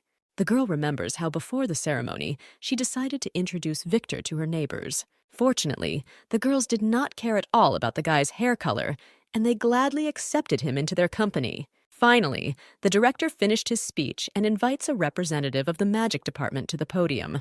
The girls whisper to each other as they wait for who has been chosen as their representative. Lemuria Larwood is proud to say she has the honor of representing her faculty. Myra looks at Lemuria with interest and suddenly realizes that this is the princess who was found only a few years ago. Abella thinks that, as expected, everyone's attention is focused on the main character of the novel. Suddenly, Blair turns to the girl and Victor and says that she needs to step away for a while. The princess asks how long they have to sit here. The young man, looking through the program, says that he only has to listen to the report of the representative of their faculty. The director offers to greet the first-year representative of the military department. Myra and Mary look in amazement at the girl entering the stage. Blair Aztec stands in front of the microphone and greets the freshman on behalf of the military department. Finally, the director says that the distribution is over and the freshmen can go to their classes. Myra is annoyed that Blair didn't say a word about her being chosen as representative. Abella laughs sheepishly, but admits that it was a little unfair. Blair says that the girls might have guessed because she is the daughter of General Aztec. In the novel, the general was called the God of War. He had perfect skills, and his children inherited these talents. The princess knew about this when she first met Blair, but she didn't think the girl would be so talented. Suddenly, Victor turns to the girls and asks what classes they are in. The girls begin to study the cards received during the ceremony with interest. Victor, Blair, and Mary are enrolled in Class A. Abella and Myra are in class under the letter F. The girls tear their hair out in horror and don't understand how they managed to get into the worst class at the academy. The Imperial Academy not only has a highly qualified teaching staff, but also a system of competition. Class A is the best. Only the best students with outstanding abilities get here. Class B is considered elite. Students who have seen great potential come here. Class C is considered a high class. Students have strong abilities, but they need to be worked on. Class D is considered a middle class, which includes students with average abilities, but distinguished by enviable perseverance and hard work. Class E is considered the lowest class. Students have very mediocre but stable abilities. And the last class is F, which includes students with the weakest abilities or no abilities at all. The girls cry out loud. Getting into the worst class at the academy is considered a complete disgrace and failure. Myra cannot understand how a girl of such noble birth ended up in Class F. Suddenly, in front of a group of students, a footman opens the classroom door, and a voice comes from there, calling for the worst students of the academy to come in. Sitting in a luxurious chair, students are greeted by class teacher Eric Potter. The students are amazed by the teacher's appearance and freeze in amazement. Abella thinks embarrassedly that if they are already the worst class, then there is no need to remind them of this every time. Myra does not try to restrain her emotions and shouts that such statements are unnecessary. Eric holds his chin and says that in front of him is a bunch of untalented, weak nobodies. The students are stunned by such terrible words, and even from the lips of the teacher.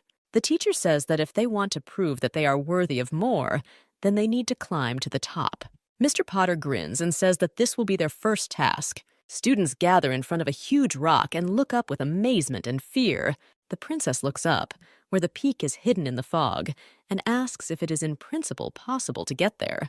Myra looks intently at the rock and says that they simply have to do this. Standing in front of the flying camera, the girl declares that she will not allow her teacher to look down on her. Suddenly, the camera says in Eric's voice that it is up to the students themselves whether they will get a student pass or remain the same losers. Mr. Potter says that without a pass, students will not be able to leave the walls of the academy, and without it, they will not last long here. The command is given to start the test, and the girls ahead of everyone run to the rock.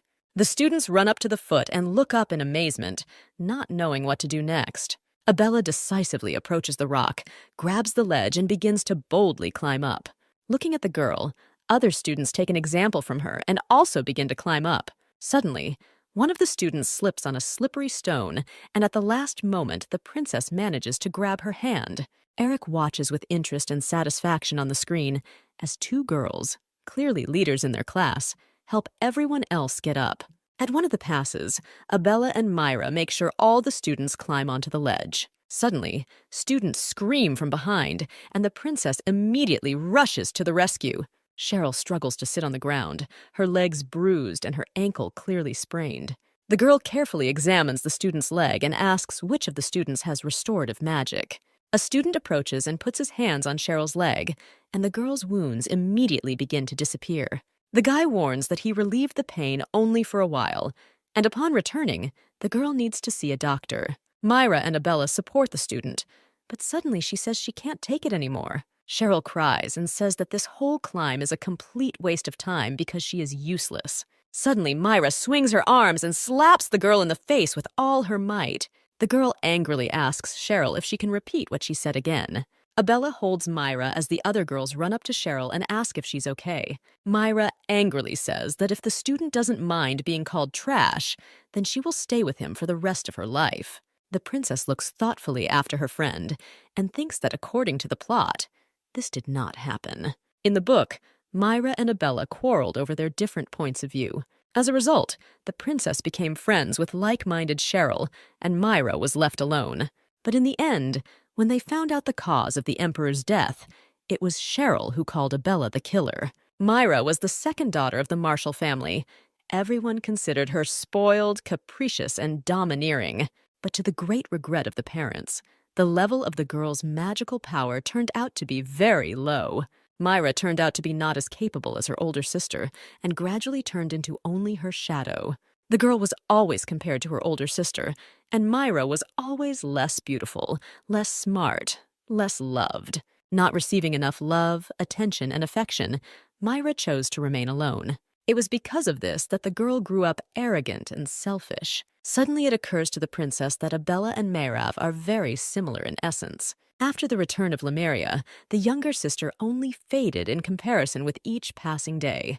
Both girls were disliked, and they both hated the same word, trash. Turning to the students, the princess says that only those who believe that they are trash are worthy of the title of trash. Cheryl looks closely at Abella, whose words have made a strong impression on her.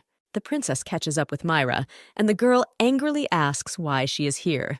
Abella warms up and calmly communicates that she is here to work hard and get rid of the title of trash. The girls resolutely move on and suddenly notice that the whole class is following them. The princess suddenly thinks that their entire class resembles the books Myra and Abella. Eric follows the development of events with satisfaction. The two girls live up to his hopes. The students run on. They have only one goal today, to conquer the peak. Towards evening, Abella and Myra climb to the very top and are delighted to realize that they have made it. The princess looks around with admiration. Her heart skips a beat from the fabulous view. Perhaps because of that slap, none of the students gave up. When they fell, they rose to their feet again. Even though their class did not contain the most talented students, they were able to unite and persevere. The students watch the sunset, and everyone feels like they have reached the top of the world. Suddenly, Mr. Potter appears at the top and says that his class was not complete trash. Students look at the teacher with alarm. They no longer expect anything good from him. Eric grinningly tells the students that there is no need to be so nervous. This is the end of their first lesson. The man throws something into Abella's hands and says that each student needs to use a bottle and take a bath. The princess, confused, says that everyone should be given a bottle, but she only has one bottle. Myra examines the vial and says that there are traces of spatial magic on it. Suddenly, Cheryl separates from the students and asks permission to try to figure out the bubble. The girl picks up the bottle and casts a spell, spreading magical light around her. Suddenly, the rest of the vials begin to appear in front of her, one for each student. Cheryl explains that this is indeed spatial magic, and as soon as it dissipates, everything will return to its original form. Abella collects the vials, gives each one a bottle, and says that there must be something useful in there. The princess says that according to Potter's teacher, this healing potion is very expensive. The next day, the girl listens to the lesson with pleasure and realizes that Mr. Eric knows how to attract the attention of students in ordinary ways. Finally, the teacher slams the textbook shut and announces that the lesson is over. The girls stretch tiredly and discuss that it is time for lunch and time to go to the dining room. Hiding behind a column, Cheryl watches her friends leaving. After the incident on the mountain, Cheryl began to experience unspeakable feelings for Myra. Suddenly, the girl plucks up courage and approaches her classmate and asks if she can have lunch with her. Myra smiles politely and says that she has already made plans to have lunch with her roommates. Cheryl looks after Myra as she leaves and happily thinks that the girl smiled at her. Victor, Blair, and Mary are already waiting for their friends at the dining room. The young man waves his hand at them in greeting. Myra looks at the stand with delight and is surprised to note how much variety of food there is. Abella laughingly says that it looks like her school cafeteria. Victor asks in bewilderment what the girl means. The princess realizes that she has said too much and with a sweet smile tells the young man that she didn't mean anything special. Suddenly, from the middle of the hall, Lemuria waves her hand to her sister and invites her to join her company. Abella approaches the table. notices Pagolite and thinks confusedly that she didn't expect to see him here. Lemuria points to the red-haired girl and introduces her to Caroline, one of her roommates. The sister introduces the pink-haired girl as Alice, and the girl waves her hand at Abella in a friendly manner. A modest, dark-haired girl with a book in her hand politely introduces herself as Felina. Suddenly, Alice says that she knows Abella because she is very famous. The princess says in bewilderment that she did not know about her fame. Alice says with a joyful smile that everyone knows about the trash princess with a complete lack of magic. Suddenly, Myra jumps up from the table and furiously asks what Alice means. Victor looks menacingly and ponders how quickly he will be expelled from the academy if he hits a student. Blair angrily says that Lady Alice does not understand who and what she is saying. Abella realizes with embarrassment that she didn't even have time to get a word in. So many people rushed to her defense. Alice raises her hands in conciliation and says that she didn't want to offend anyone. She just voiced what everyone was talking about. Lady Caroline politely apologizes for her neighbor and says that sometimes she is too straightforward. Lemuria turns to her sister and apologizes for making Abella uncomfortable with her actions. After a while, the princess curiously asks the Holy Knight where his roommates are. Pagolite calmly replies that he had business with Lemuria and did not have time to meet his new friends. Abella understands in confusion that, and how in the book, the main characters begin to spend all their time together. Suddenly, Lemuria takes out a box and says that during her cooking class, she made cookies especially for her sister. Abella remembers her mountain climbing and is surprised to note that her sister has cooking lessons. The eldest princess sheepishly says that her cookies may not be as tasty as those in the store, but she really hopes that her sister will like it. Alice remembers that she asked Lemuria for these cookies for a long time, but she didn't give them, and now she's also giving her a magical handmade package. The girl is upset that to all her requests, the eldest princess replies that Alice can do all this herself. Abella understands that everyone already knows about her lack of strength, so she gratefully accepts the package. The girl remembers that in the future her sister will become the greatest magician, so the package is of great value. The sisters get up from the table, and Lemuria wonders if Abella will go to the library. Myra says they need to get some rest, and Blair says they have a fencing lesson scheduled. The princess looks at her neighbors and understands that the best class has a very rich program. Abella was so distracted that she did not notice the woman on the way and turned around and crashed into her with a tray of food. The princess anxiously asks for forgiveness and wonders if everything is okay with the lady. The woman snaps her fingers, the stain from the dress disappears, and she furiously demands the girl to tell her class and name. Lemuria fearfully tells her sister that in front of them is the magic teacher Miss Molly Yass, who hates people with weak magic. Abella is hysterical and thinks why in this world everything depends on magic. How can ordinary people survive here? The princess realizes that she has no choice and says that she is a student Abella from Class F. Miss Molly looks closely at the girl and declares that she is the same princess without magical abilities. The girl looks away and admits that the rumors circulating about her are true. Suddenly, Myra runs forward and clearly wants to stand up for her friend. The princess doesn't want her friends to get into trouble because of her and turns to the girls and says that everything is fine. The teacher gloomily says that the princess at least understands her true situation. Abella states emphatically that if she doesn't have magical talent, she will try to excel in martial arts. Miss Yass turns away and finally says that at least something should work out for the girl. Myra angrily asks who this lady is that allows herself to humiliate people like that. Blair says that Miss Yass is one of the best teachers, but if she doesn't like someone, then that person's life at the academy will turn into hell. Myra stubbornly objects that this does not give the teacher the right to humiliation. Upset, Victor approaches the lady, but she immediately assures the young man that everything is fine with her. Lemuria asks her sister for forgiveness and says that she did not know that Miss Molly would behave this way. Alice states that Miss Yass has a bad attitude towards anyone who doesn't keep up with her lessons, and Abella is lucky to have escaped punishment. The princess sarcastically says that such luck looks very doubtful. Lemuria says goodbye to her sister, advises her to take care of herself, and says that her scroll will help the girl in a critical situation. Pagolite gets up, politely says goodbye to everyone, and says that it is time for him to go. On the way to the dorm, Myra still can't calm down and says that the academy has no place for teachers who look down on students. The unexpectedly silent Mary says that there are many people in this place who feel the same way. Myra notices that Mary is amazing. The nobles who studied martial arts since childhood are not even close to her, and the girl learned everything herself. Suddenly, the girl clings to her friend and asks to teach her too, but Mary embarrassedly says that she is not that good. The girl sadly recalls that she was forced to learn to defend herself in order to survive.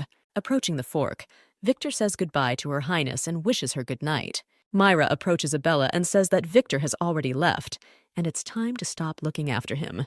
The princess is terribly embarrassed, blushes, and says that her friend misunderstood everything. Blair thoughtfully says that Victor is officially considered the princess's bodyguard, but in fact, he is also a prince who turned out to be a political hostage. Ignoring her friend's embarrassment, Blair reasons that if the princess didn't like the guy, he wouldn't be allowed into the academy. Myra and Mary say with interest that there is clearly some kind of backstory here, and they would be happy to listen to the continuation. Abella screams in horror that she is very embarrassed and begs the girls to stop tormenting her. But the friends do not abandon the topic and laughingly ask the girl to tell her why she liked Victor so much. The girls turn off the lights and go to bed, but suddenly Blair says that according to rumors, the girls climbed the mountain all day yesterday. Myra jumps up in anger and declares that their teacher is just crazy, and now she can't even feel her legs. Abella says with a smile that be that as it may, they were the first to reach the top of the mountain. Mary asks what lessons the girls will take tomorrow. It's not all the time for them to go mountaineering.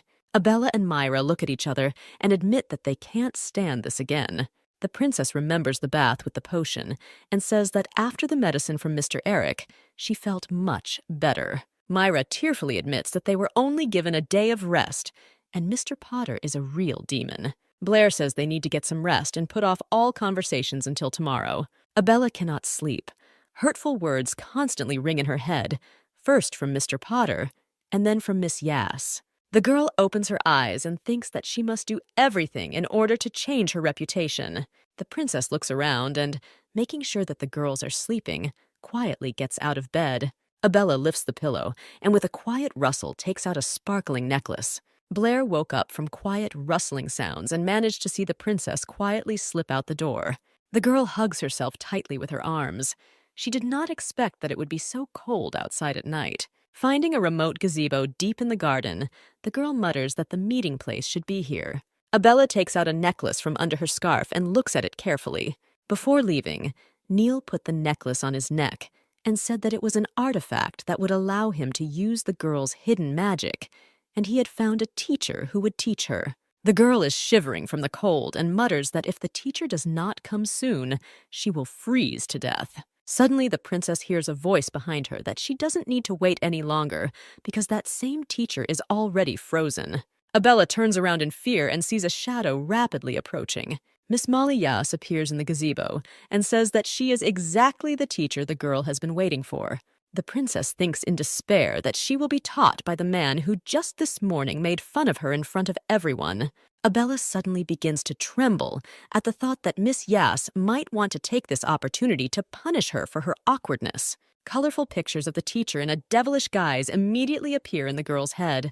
Miss Yass irritably asks what the girl is thinking about, and are all the people around Mr. Neal really that strange? Abella sheepishly admits that she didn't expect Miss Molly to be the teacher Neil found for her. Suddenly, Molly's face contorts with rage that some girl would call Neil that casually.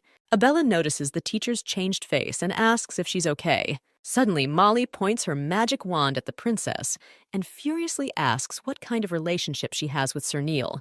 Abella is stunned by what is happening and says that Neil is just her butler.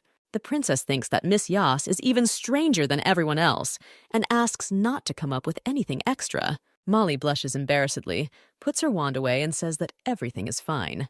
The teacher says that she will fulfill Neil's request and will wait for the girl at 1 in the morning on Mondays, Thursdays, and Sundays. Suddenly, the woman leans towards the princess and asks if she really had nothing with Sir Neil.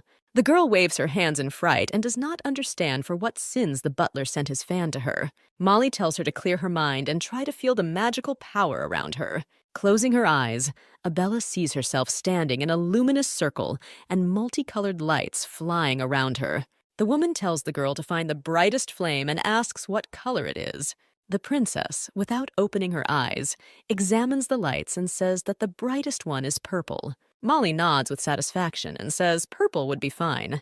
The teacher tells the girl to control the flame and try to make it appear in her hand, at which point the necklace begins to glow and rises into the air. Abella opens her eyes and is surprised to see that there is actually a purple light burning in her hand. Miss Molly says with approval that everything is working out well, and the girl has considerable talent. Abella laughs happily and says it's all thanks to the necklace Neil gave her. The butler specifically found an artifact in which part of the magic is stored, and the girl can use it. Miss Yass calmly replies that a gift from Sir Neil cannot in itself be bad. Abella notices that Molly's attitude has changed and wonders what kind of relationship she has with the butler. Plucking up courage, the girl asks the teacher how she met Neil. The woman says with a smile that it will be a long story, and it began when Molly was a freshman. Abella waves her hand impolitely, says that it is very cold outside, and asks to tell you briefly. The teacher turns away with displeasure and says only 2 words, an academic test. Unable to contain herself, Molly says with a dreamy smile that it was then that Neil came down from heaven. Abella again interrupts Miss Yaz mid-sentence, and looking at the fire, asks how to use the spell. Molly sighs and says that the girl must feel her magical power and take control of it. After a couple of hours, the teacher says that's enough for today, and it's time to end the lesson. Abella falls exhausted to the floor and says that they are finally finished. Molly admits that for a person who has never learned the basics of magic, the girl's level is quite decent. The princess happily stretches out on the floor. For the first time in her entire time spent at the academy, she was praised. Suddenly, a book lands next to the girl's head with a loud bang. Miss Yass says that this is a textbook on the basics of magic, and Abella should read it carefully. Molly says that the next meeting will take place in 3 days, and a moment later, only a few lights shine in the place where she stood. In the morning, Myra can't wake up and asks Blair to turn off her magic alarm clock. Mary finishes making the bed and says that if her friend doesn't get up now, she risks being late for class. Myra points to Abella sleeping peacefully and indignantly asks why the girls only wake her up. The princess wakes up from loud conversations and, with difficulty opening her eyes, sits up in bed. Abella desperately rubs her closing eyes and tries to randomly get to the bathroom. Watching her friend, Myra is surprised because they went to bed at the same time. Blair suggests that the princess was unusual in sleeping in a new place. Without opening her eyes, Abella crashes into the closed glass door with all her might. Myra says in amazement that it's definitely not like having a bad dream in a new place. The girls are sitting at a lecture, and Myra anxiously asks if everything is really all right with her friend. The girl continues that in the morning, Abella looked as if she had been pulled out of her grave. The princess understands that it all seemed a little strange, but she cannot tell her friend the truth. Who knew that Molly Yass was so strict and would keep the girl until 4 in the morning? Myra yawns desperately and says that no matter what, she also really wants to sleep. The girl hides behind a book and asks her friend to watch while she takes a nap, and then they switch. Abella also sits for a reason, hides a book on the basics of magic under her textbook and reads it carefully. Molly said that if Abella wanted to master advanced magic, then she needed to start with the basics. Miss Yass enters her room and notices that the magical crystal ball is flashing brightly. Approaching the table and touching the ball, Molly sees the face of Neil, who politely greets her. Molly is glad to hear the man and says that he finally deigned to contact her after such a long time. The butler asks the teacher to be more serious and says that he really wants to know how his mistress is doing. Miss Yass, annoyed, says that Neil knows about her attraction, but only cares about her highness. The man says that Molly is a genius among magicians, and it's time for her to focus on an important matter and not think about stupid things. The teacher remembers that she is indeed considered the youngest great magician in the empire. Neil reports that the fewer people who know about the princess's training, the better it will be. Molly nods in agreement. Miss Yass reports that, much to her surprise, The princess is learning faster than the rest of her students. The woman reasons that if Abella tries, she will become very strong in the future. The bell rings, signaling the end of the lecture. Myra stretches contentedly, having had time to sleep. The princess thinks that every morning begins with Eric Potter's hellish training, and the day ends with late-night training with Molly Yass. But despite the fact that the girl constantly wants to sleep, she likes her current life. Myra notices that her friend has become somewhat secretive lately. Abella assures that it was her friend's imagination because they spend almost all their time together. At night, the girl continues to stand in the gazebo and train her control over the magic flame. Suddenly, the princess hears a crunching sound, immediately hides the flame, and turns around in fear. Victor comes out from behind the column and asks Her Majesty not to be afraid. The young man approaches the princess and says that she can still use magic. Abella looks at the guy and wonders why he ended up in a remote gazebo in the middle of the night. At least Miss Yass had already left. During training, Molly cast a special spell and said that while the girl was practicing in this gazebo, she might not think about time. Suddenly, Victor notices a strange necklace on the girl's neck and looks at it closely. The young man notices that the girl trains alone every evening and asks permission to help her with martial arts. Victor admits that it would be an honor for him to help the girl, especially since her progress in this matter is rather slow. The day before, at lunch, Abella angrily said that everyone was learning martial arts quickly, but she was practically standing still. The girl looks at the guy in surprise. She did not expect that he would remember the carelessly thrown words. The princess says that she will gladly accept his help and really counts on the young man. Victor looks closely at the girl and says that he will definitely help her. Young people stand in front of each other and get ready to train. The girl swings and tries to attack the young man with her hand. The guy quickly blocks the princess's blow and begins to explain her mistakes. Now, daily meetings with Victor have been added to Eric Potter's training and classes with Molly Yass. Sometime later, the girl began to move in a completely different way, and her experience advanced significantly. Victor admits with amazement that the girl's skills have improved significantly compared to her first training sessions. The guy says that if training continues at this rate, the young lady will soon become the first student in her class. The girl tries to come to her senses, thanks Victor, and thinks that despite the excellent result, he took a lot of energy from her. A group of young people walks along the corridor, and Blair asks with concern if Abella is all right. The princess assures that everything is fine with her, but she herself thinks that it is as if she returned to the time when she was cramming a bunch of homework. Myra says with resentment that her friend promised to spend time with her, but ended up getting a bunch of extra workouts. At night, the young people continue training, and suddenly Abella deftly jumps and delivers a powerful kick. Victor jumps on one leg for a long time and says with a laugh that the girl will soon give him a head start. The young man bows his head respectfully and says that Her Highness's level has noticeably increased. The girl hears these words with pleasure, which means all the training was not in vain. Victor turns and cryptically says that now it is time for them to begin the next stage of training. The guy lights a flame above his palm and says that it's time to learn how to use magic in battle. The girl looks fascinated at the fire in the young man's hand. It is as black as his hair. Victor spins the flame and sharply directs it to the side.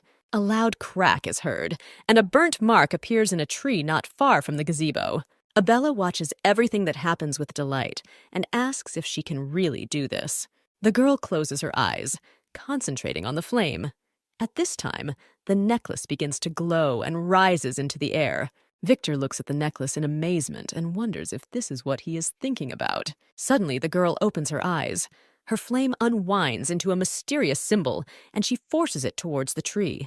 On the tree, below the mark from Victor's blow, a mark from the princess's blow appears.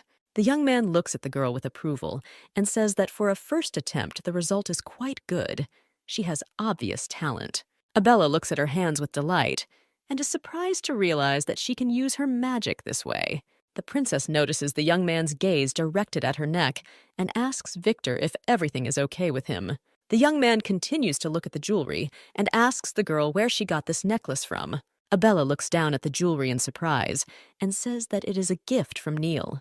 The princess squeezes the jewelry in her hand and thinks that Victor has guessed something. Neil said not to tell anyone about the necklace in order to stay safe.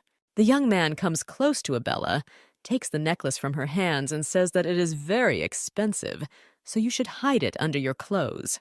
The girl is so embarrassed by the proximity of the guy that she jumps away from him in fright. The young people continue their training.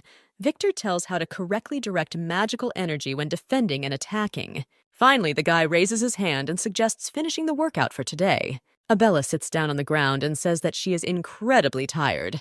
The young man notices that becoming stronger is not easy. The girl grumpily notes that the guy himself learned everything quite quickly. Victor extends his hand to the girl and says that the ground is cold and it's time to get up. The young man easily lifts the princess, but for some reason is in no hurry to let her go. The young people are embarrassed, but cannot take their eyes off each other. Victor looks into Abella's bottomless eyes, and in amazement notices a mysterious symbol in one of her eyes, representing a seal. The next morning, the princess draws something with a pen, her thoughts in the clouds. Abella remembers how Victor advised him to hide the necklace.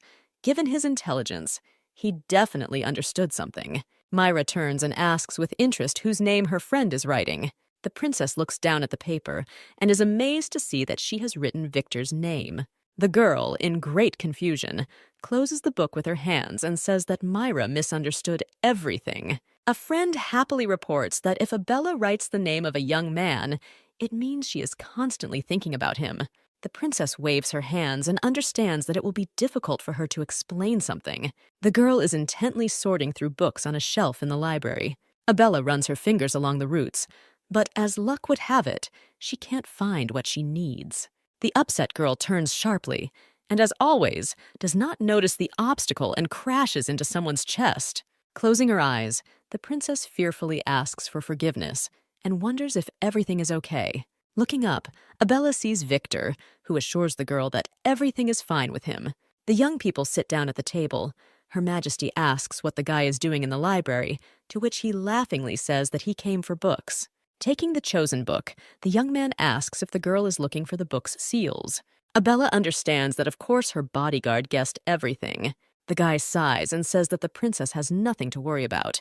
He will help her with her search. Suddenly, the girl asks why Victor is helping her, because before she constantly mocked him, and there is no benefit for the young man in this matter. The guy puts his hand on the girl's cheek and, looking carefully into her eyes, says that he trusts her. A little later, Abella is in the clouds, remembering Victor's words and touch. Myra waves her hand in front of her friend's face, trying to get her attention. The girl asks in surprise why her friend doesn't react when her name is called. The princess sheepishly admits that she was just deep in thought. Her friends ask if Abella would like to go with them to see the club fair. Seeing the bewilderment in her friend's eyes, Mary hands her a leaflet and says that this is where they want to go. The princess looks at the leaflet with surprise, promising an encounter with various demonic animals. Blair says this is just one of the clubs, and then they want to go to the square. The girls remember that there are a lot of different clubs at the fair that are recruiting new members. The girls were given many leaflets, and Abella saw only one of them. Myra shakes her friend by the shoulders and urges her to hurry up. The fair will definitely be a lot of fun. Abella sighs and says that unfortunately she won't be able to go because she has an appointment. Myra enthusiastically asks if her friend has a date. Abella runs to the exit and says that the girls should go alone, but she is in a hurry. Myra looks thoughtfully at the slammed door and thinks that something clearly happened to her friend. Abella goes down to the foot of the stairs and freezes in anticipation. Her companion lingers. Myra peeks out from the bushes and whispers that she was right, and something definitely happened. The whole trio of friends are sitting in the bushes, and Blair, confused, asks if Myra is sure that they are doing the right thing. Then the girls notice that Victor is hastily approaching Abella. Suddenly, Myra jumps up and says loudly that she was right. The princess and the young man hear some noise and turn around to look, but there is no one around. The young people decide that it seemed to them. Victor says that it is time for them to go, and the couple goes into the building. The girls hide in the bushes and burn with shame because they are spying on their friend, and even almost got caught. The princess reads another book from the pile brought, and is upset when she realizes that there is nothing in it either. The girl puts the book in a pile. She has already read many volumes about seals, but she has not found anything related to hers.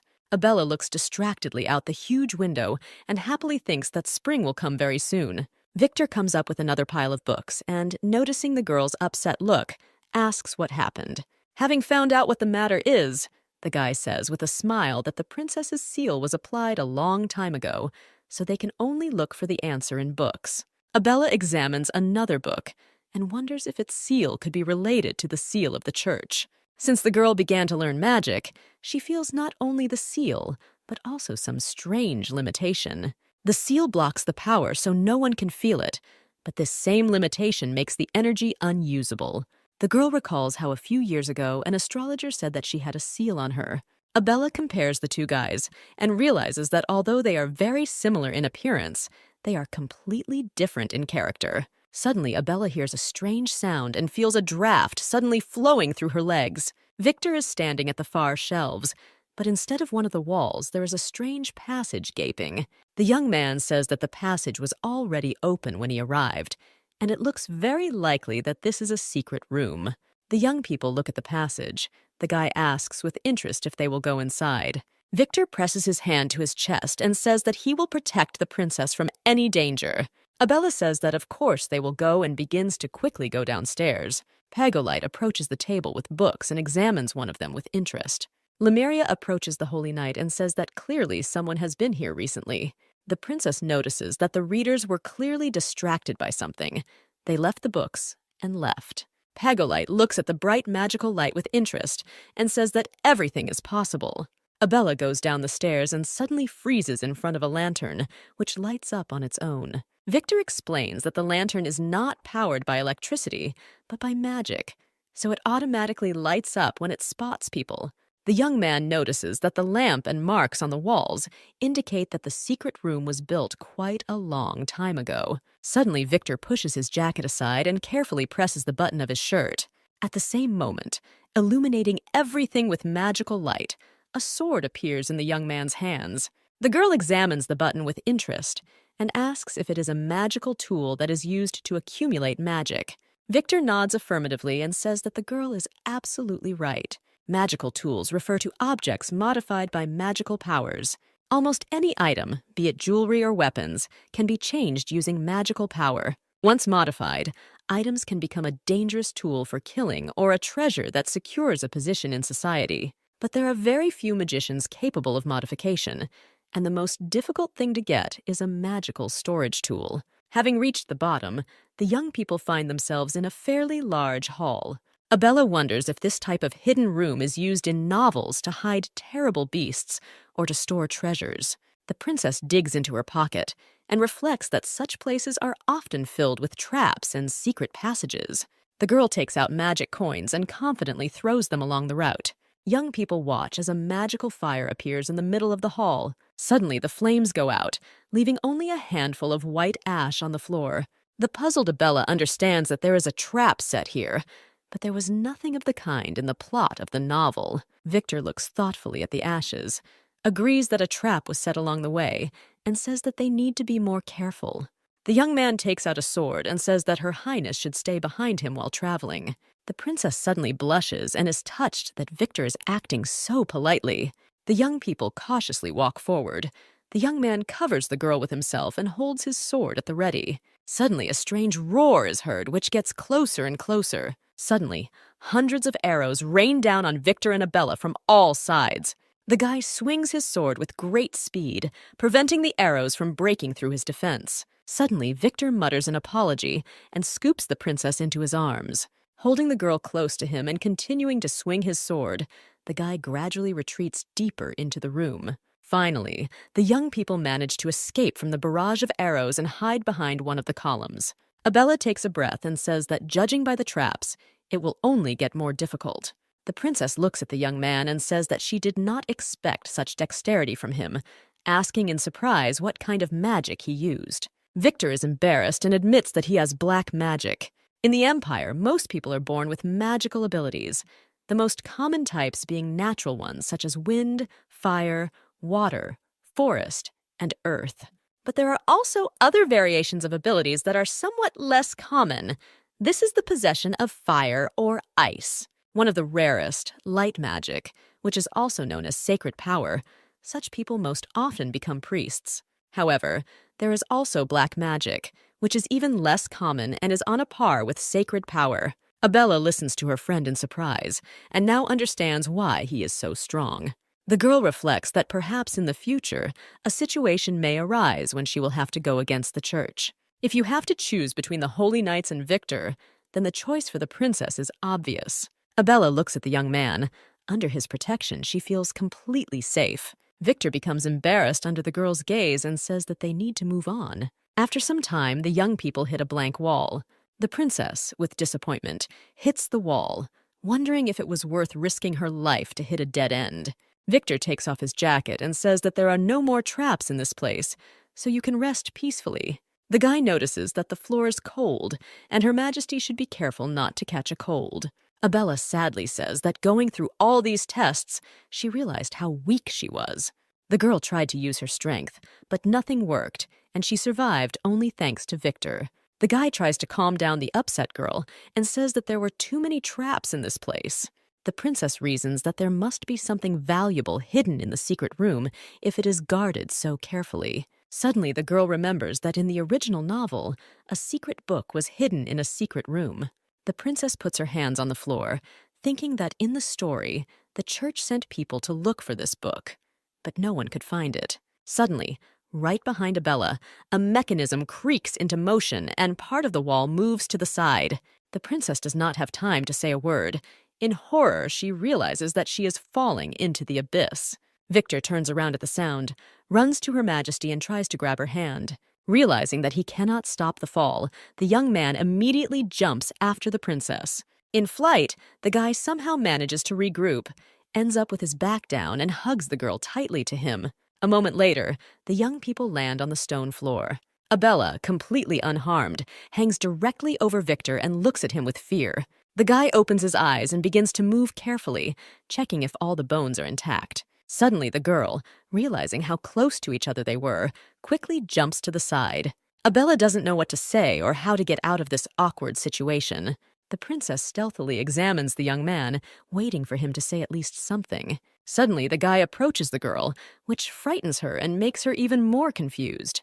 But Victor straightens up, looks around carefully, and says that they are trapped. Abella says that she accidentally set some kind of mechanism in motion, and because of this, they ended up here. Victor examines the walls, but they look absolutely the same, and it is completely unclear how they can get out of here. The princess stands up decisively and says that there must be a way out. You just need to look for it well. After some time, the girl sits down on the floor in despair and admits that there is absolutely nothing here except the walls and floor. The young man sees the girl's frustration and suggests that she take a break and look again. Abella begins to mutter monotonously that if she hadn't wanted to go to the secret room, they wouldn't have been trapped. The girl insists that if her abilities were better, then no one would have to protect her. Victor looks at the princess in confusion and assures her that everything is not like that at all. Abella doesn't hear the guy's words and insists that she has only herself to blame for everything. The young man grabs the girl by the shoulders, looks carefully into her face, and realizes that something is wrong with the princess. Abella continues to mutter that because of her they are trapped and are now waiting to die. Victor looks at the girl and realizes that she has been exposed to black magic. The guy changes his face and asks the princess for forgiveness because he has no other choice. Victor resolutely takes Abella by the head and presses his lips to the girl's lips. The princess rolls her eyes, her body relaxes, and she falls unconscious. The young man picks up the girl and carefully puts her on the floor, waiting for her to come to her senses. A few moments later, Abella opens her eyes and looks around in confusion. Victor watches with relief as the girl comes to her senses. The princess sits down, shakes her head, and asks what happened to her. The knight explains to the girl that demonic magic has penetrated her mind. The princess realizes that this could have killed her because she clearly remembers her suicidal thoughts. Demonic magic can charm people and bring out the worst in them. Abella begins to shake and admits that it was really scary. Suddenly, the princess turns to Victor and asks how he managed to get her out of this state. The guy blushes and whispers that demonic magic can consume itself. Abella looks at the young man who has turned away in bewilderment and realizes that he is clearly not saying something. As the princess waits for an answer, Victor tries to come up with something, but ends up just babbling incoherently. Suddenly, the guy looks at the girl with honest eyes and says that he can't remember. The princess, frightened, asks if she did anything bad while the black magic was possessing her. The girl runs around the guy, feeling him from all sides, believing that she could hit him. Suddenly, Victor stops the princess, taking her hand, and calmly says that she thinks too much. The young man says that the demonic force has already retreated, which means everything is in perfect order. Suddenly, a frightening roar is heard around, and everything around begins to tremble. Behind the young people, a stone platform rises from the floor. Everything calms down. Abella turns around and is amazed to see a podium and a large book on it. Victor thoughtfully examines the book. It turns out that it was the secret room that protected it. Abella looks at the find with interest and wonders if this could be the one. In the novel, a forbidden book was hidden in a secret room. So could it be that they found it? The Secret Forbidden Book is an ancient book of legends that contains everything about magic on Earth. Whoever can use the book will be able to rule the whole world. After thinking a little, Victor takes the book in his hands, begins to leaf through it, and gradually more and more surprise appears on his face. The young man runs up to the girl, grabs her hand, and happily says that inside there are ways to remove the seal. The princess lowers her gaze in amazement and looks at her hand, which the guy tenderly squeezes. The young people shyly withdraw their hands and turn in different directions. Victor turns and repentantly asks Her Majesty for forgiveness for his tactlessness. Abella assures the young man that everything is fine, and there is no need to focus on this. The guy continues to leaf through the book and says that it should contain everything related to magic, and even ancient magic should be mentioned. The knight decisively says that they will take the book with them, study it carefully, and remove the seal from the princess's body. The girl reflects that the book, which contains a description of all the secrets of magic, must certainly contain information about sealing. Abella is doubtful that they will be allowed to take the book from the secret room. The princess shakes her head furiously and decides that she needs to solve problems as they come. Abella is sure that the first thing to do is to take the opportunity to find records of sealing magic. The girl picks up a book and thinks that she needs to do everything possible to solve her problem. Suddenly, loud blows are heard from one of the walls. The young people turn around in fear. The princess looks at the wall in bewilderment and thinks that there are still quite a few surprises left in the secret room. Suddenly, there is a loud crash and the wall begins to collapse before our eyes. A bright flame flashes, illuminating everything around, and the director of the academy appears in the gap. The silhouettes of teachers are visible behind him. The director examines the young people and asks if everything is all right with Her Majesty. The princess curtsies and says that everything is fine with her. Mr. Potter runs up to the girl and reproachfully says that it is too early for her to spread her wings, having achieved only little progress in her training. Miss Yass furiously grabs Victor by the ear and shouts that he had no right to drag the princess into such adventures. The director says with a grin that there is no need to scold the students too much. The main thing is that everything is fine with them. The old man puts his hand on the girl's head and says that next time the princess should not go down into the secret room so recklessly. Suddenly, the director says that there are quite a lot of strange things in the secret room. Has Abella seen something like that? Looking closely at the girl, the elder asks if she has come across, for example, an old book. The princess doesn't have time to say anything before she feels that Victor is pulling her sleeve, clearly giving some kind of sign. The guy comes forward and confidently declares that they didn't come across anything unusual. Abella suddenly looks at her empty hands. In the chaos, she did not notice that the book had mysteriously disappeared. After thinking a little, the princess confirms that they did not see any book. Victor respectfully folds his hands behind his back and listens to what the director tells them. Suddenly, the button on the cuff of his shirt begins to glow with a magical light. The director invites the students to return to their rooms, and they, supported by Mr. Eric, get out through the hole in the wall. Once in the corridor of the academy, a couple of students bow their heads guiltily and say that they won't do this again. The principal notes with approval that the students have realized their mistake and advises them not to worry their teachers anymore. Looking after the leaving students, Eric asks if they did the right thing by letting them go just like that. The director thoughtfully says that most likely the young people did not understand anything and really did not see the book. If the students had encountered the last trap emitting devilish magic, they would have been dead long ago. The director orders the secret room to be restored, and its defenses made much stronger in order to avoid such incidents. Miss Moley finally says that the training is over. Abella can barely stand on her feet from weakness. Suddenly, Miss Yass looms over the girl and angrily tells her that she shouldn't go there, which she has no idea about. Gradually disappearing, the woman more calmly advises the girl to rest properly in the next 2 days. As soon as the teacher has disappeared, Victor comes out from behind the column and approaches the princess. The young man lights a flame in his palm, says that they need to talk, but first they need to do something. The guy swirls magical waves around the gazebo. Abella asks with interest what he is doing. The girl listens that it is some kind of magical barrier. They will not be able to see anyone outside, but no one will hear them either. Victor is silent, pulls off his jacket and touches the button on the cuff. The button is activated, and suddenly that same secret book appears in the guy's hand. The guy hands the book to the girl and says that they still need to remove the seal from it. Abella, in amazement, bombards Victor with questions about how he was able to take the book out of the room and how it ended up here now. The guy embarrassedly admits that when the director showed up with the teachers, he managed to hide the book. The young man explains that he could not do otherwise. This is the only chance to help Abella. The girl picks up the book and thinks with excitement that it contains a huge number of magical secrets. Suddenly, the book rises into the air and begins to turn the pages on its own, and spells begin to flicker in the air. The princess reads the names in amazement. What is not there? Combat magic, protective magic, healing magic, and much more. Abella peers intently at the spells and suddenly finds what she needs, the magic of seals. Suddenly, the book breaks out of the girl's hands and begins to fly from side to side.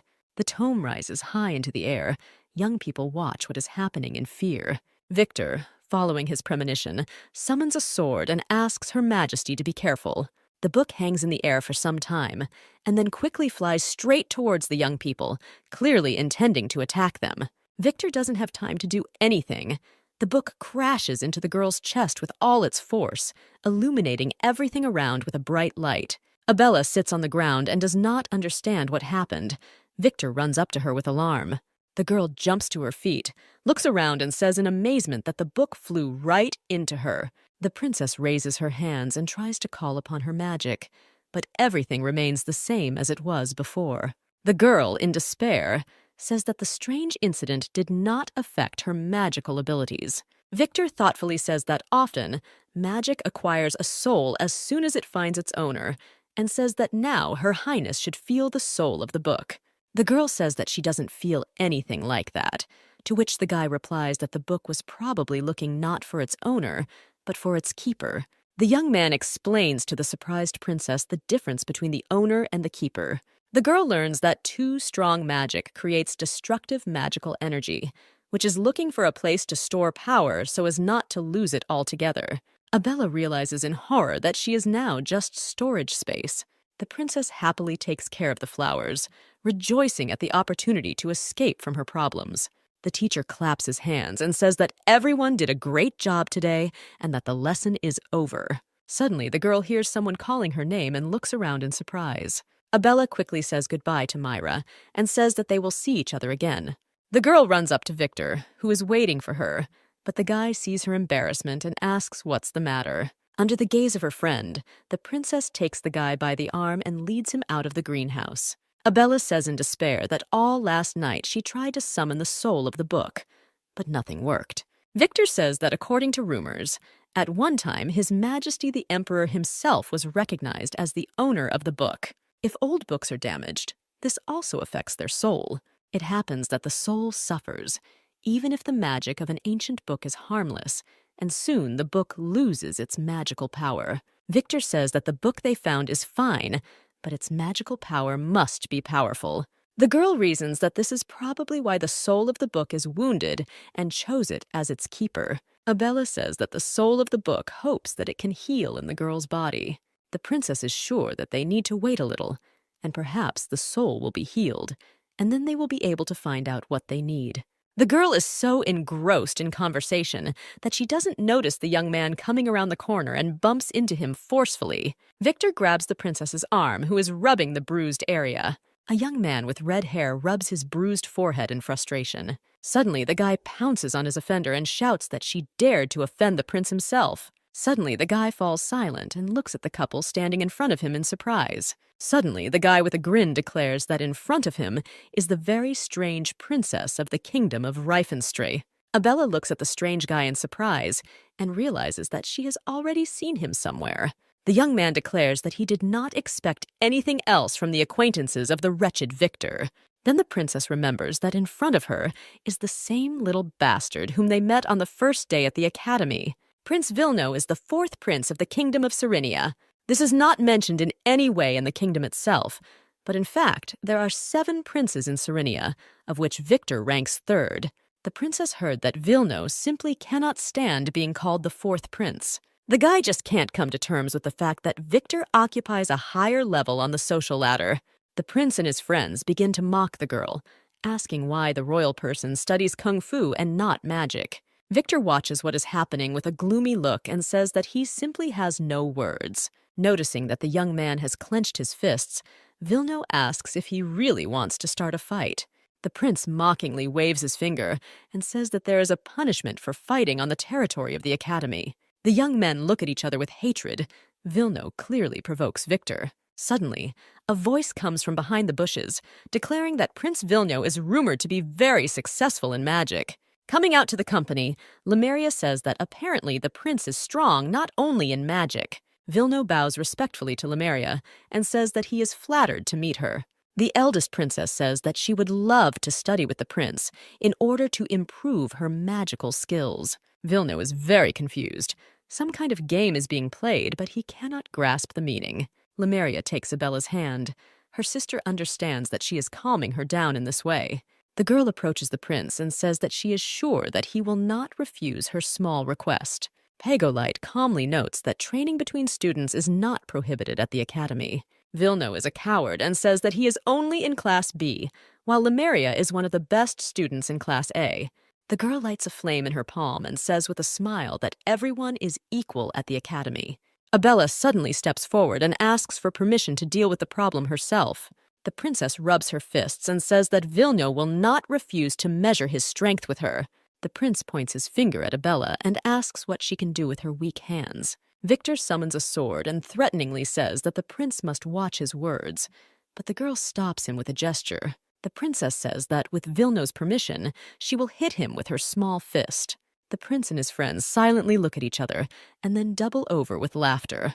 Vilno says with a laugh that of course the princess can hit him since she wants it so much. Lemuria tries to stop her sister, but she assures that everything is fine. The girl approaches the guy. Next to him, she looks very small. Abella says that if the guy is ready and has not changed his mind, then she starts. Vilno confidently convinces the princess that he is always at her service. The girl gets ready, remembers everything Victor taught her, and raises her fist to strike. The girl's fist flies with incredible speed and force straight into the boy's chest. The prince's friends and Pagolite look at what is happening in silent amazement. None of them expected this. Having received a powerful blow, Vilno flies several meters away and crashes forcefully into the door of the greenhouse. Friends run up to the guy and try to figure out if everything is okay with the prince. Abella says with a laugh that she never expected the guy to not be able to withstand a little fist bump. The prince runs away with his friends and shouts that he won't leave this so easily, and they will certainly meet again. The girl looks thoughtfully after those running away and wonders if Vilno really gave up so quickly. Abella happily thinks that she learned Victor's lessons well and was able to fight back against these assholes. Lemuria looks at her sister in amazement, but admits that the prince got into trouble with his words. The sisters hold hands. The youngest assures that nothing bad happened. Abella happily declares that even without practicing magic, she can protect herself with the help of martial arts. The girl winks at her sister and tells her in confidence that she has very good teachers. The sisters turn to Victor, who, in embarrassment, pretends that he does not understand what the conversation is about. Pagolite calmly says that if Her Majesty says so, then there is really no reason to worry. Abella watches the couple carefully and again thinks that they are acting strange. Victor reminds the princess that it is lunchtime, and if they don't want to go hungry, then it's time to go. The princess says goodbye to her sister and the Holy Knight, saying that she and Victor still have business to do and will see the company later. Lemuria stares at her sister as she leaves and doesn't say a word. Abella enters the room and comes across Myra's furious gaze. The girl waves her hands and says that she will explain everything now. The friend gets up, and with resentment in her voice says that Abala promised to go with her and see the clubs, but instead she ran off on a date. The princess apologizes and says that this time she will definitely go with Myra to see the clubs. The girl crosses her arms over her chest and says that her friend will go with her right now. The girl is indignant. They can't go right now because she hasn't even had lunch yet. Myra grabs her neighbor by the hand, leads her to the exit, and says that right now Abella will eat and they will leave right away. The girls go to the fair. Myra is completely delighted with everything she sees. Suddenly, a friend stops Abella, points to the side, and asks if Mary is there. Mary actually walks among the crowd of people and distributes some leaflets. The girls look at each other in surprise, wondering if their neighbor really joined some club and didn't tell them anything. The girl offers the leaflet to another passerby, but then she hears someone calling her name. Abella and Myra wave warmly to their surprised friend. The princess says that they came to look at the clubs, and in the crowd of people they noticed their neighbor. Myra turns away offended. She did not expect her friend to be so secretive. The girl, embarrassed, tries to justify herself, saying that initially it was not her idea. Suddenly, a joyful voice is heard from the side, asking Mary if new people have really come to them. The girl fearfully says that these are just passers-by asking for directions. Mary sheepishly tells the girls that they should leave. Their social club is not suitable for roommates, and they should find another place. Suddenly, a guy appears in front of the girls and says that recruits are already hard to find, and Mary also dissuades the girls. The girl embarrassedly says that these are not recruits, but her roommates. The young man approaches his friends and invites them to join the Adixoran Union. The guy says that anyone can join their club, but they work hard and improve their skills. The main task of their club is to surpass the court aristocracy in everything. Abella smiles quietly and asks if they can join the noble commune. Myra straightens her shoulders and takes great pleasure in telling the head of the club that they are none other than royalty. The guy is horrified by what he hears. Next to them, he feels funny. Mary pushes the girls aside and says that she warned them that girls do not belong here. Abella notes that she and Myra would really be better off finding another club of similar interests. The girls walk around the square and see that there are a huge number of clubs. There is even a beauty club. Before Abella had time to say a word, there was no trace of Myra. A friend enthusiastically reports that she has made a decision and really wants to join the women's club. Myra waves her hand and advises Abella to look for a club based on her interests. The princess was discouraged. Her friend dragged her to this fair and ended up leaving her alone. After looking through many different clubs, the girl comes across a tent, next to which there is not a single person. Abella comes closer, reads that the club is called the Society for the Study of Special Magic, and politely greets the guy sitting at the counter. The head of the club, Arthur Babetsky, raises his absent-minded gaze and looks at the girl. The princess points to the tablet and says that she wanted to know about special magic. The guy lazily takes out a piece of paper from the table and says that any magic that goes beyond the ordinary is considered special. Arthur says that if Miss is interested, she can read the information in the leaflet. Abella looks at the ugly flyer with surprise. Advertising is clearly not the strong point of this club. The princess thinks that special magic should also include the magic of seals. It is quite possible that she will find something useful. The girl thinks for a couple of moments and decides that she will just take a look, but will definitely not join this club. Abella looks at Arthur and asks what she needs to do to join them. The guy looks at the girl in amazement and asks what she meant. Suddenly, the young man turns pale and begins to cough up blood. Abella looks at the guy in horror and asks what she can do and how to help him. Arthur asks the girl not to worry. Every time he experiences strong emotions, this happens. Having come to his senses, Arthur begins to fill out the candidate form and asks the girl to give her name. The guy hands Abella a piece of paper and says that she needs to come tomorrow at the specified time and place. The princess clutches the piece of paper to herself and has a strange feeling as if she is digging her own grave. Abella arrives at the appointed place and looks around in surprise. There is no one around, and the house itself looks abandoned. The girl didn't think that there could be anything worse than the office of their worst class at the academy. Suddenly, the door swings open.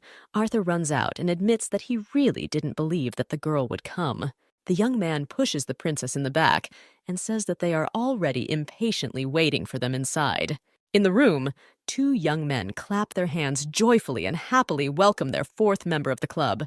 Abella, confused, asks if the club can consist of only 4 people.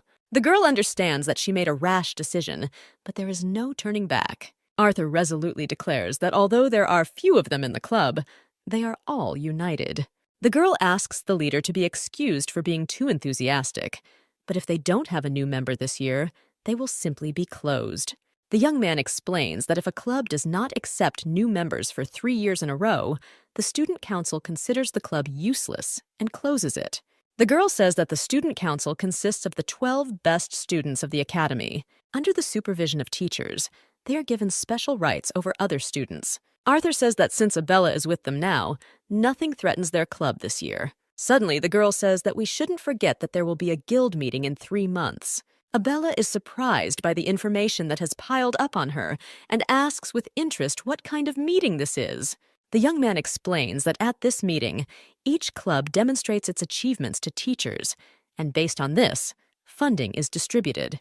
The girl says with a laugh that few people understand what they do, so they always have the smallest budget, which makes it difficult to attract new members. Abella smiles sweetly, but she herself thinks that she also doesn't really understand what's going on here. Artut puts the cup on the table and says that their club is mainly engaged in the development and use of special magic. Finally, the man decides that it is time for a formal introduction and says that he is Arthur, the head of the society.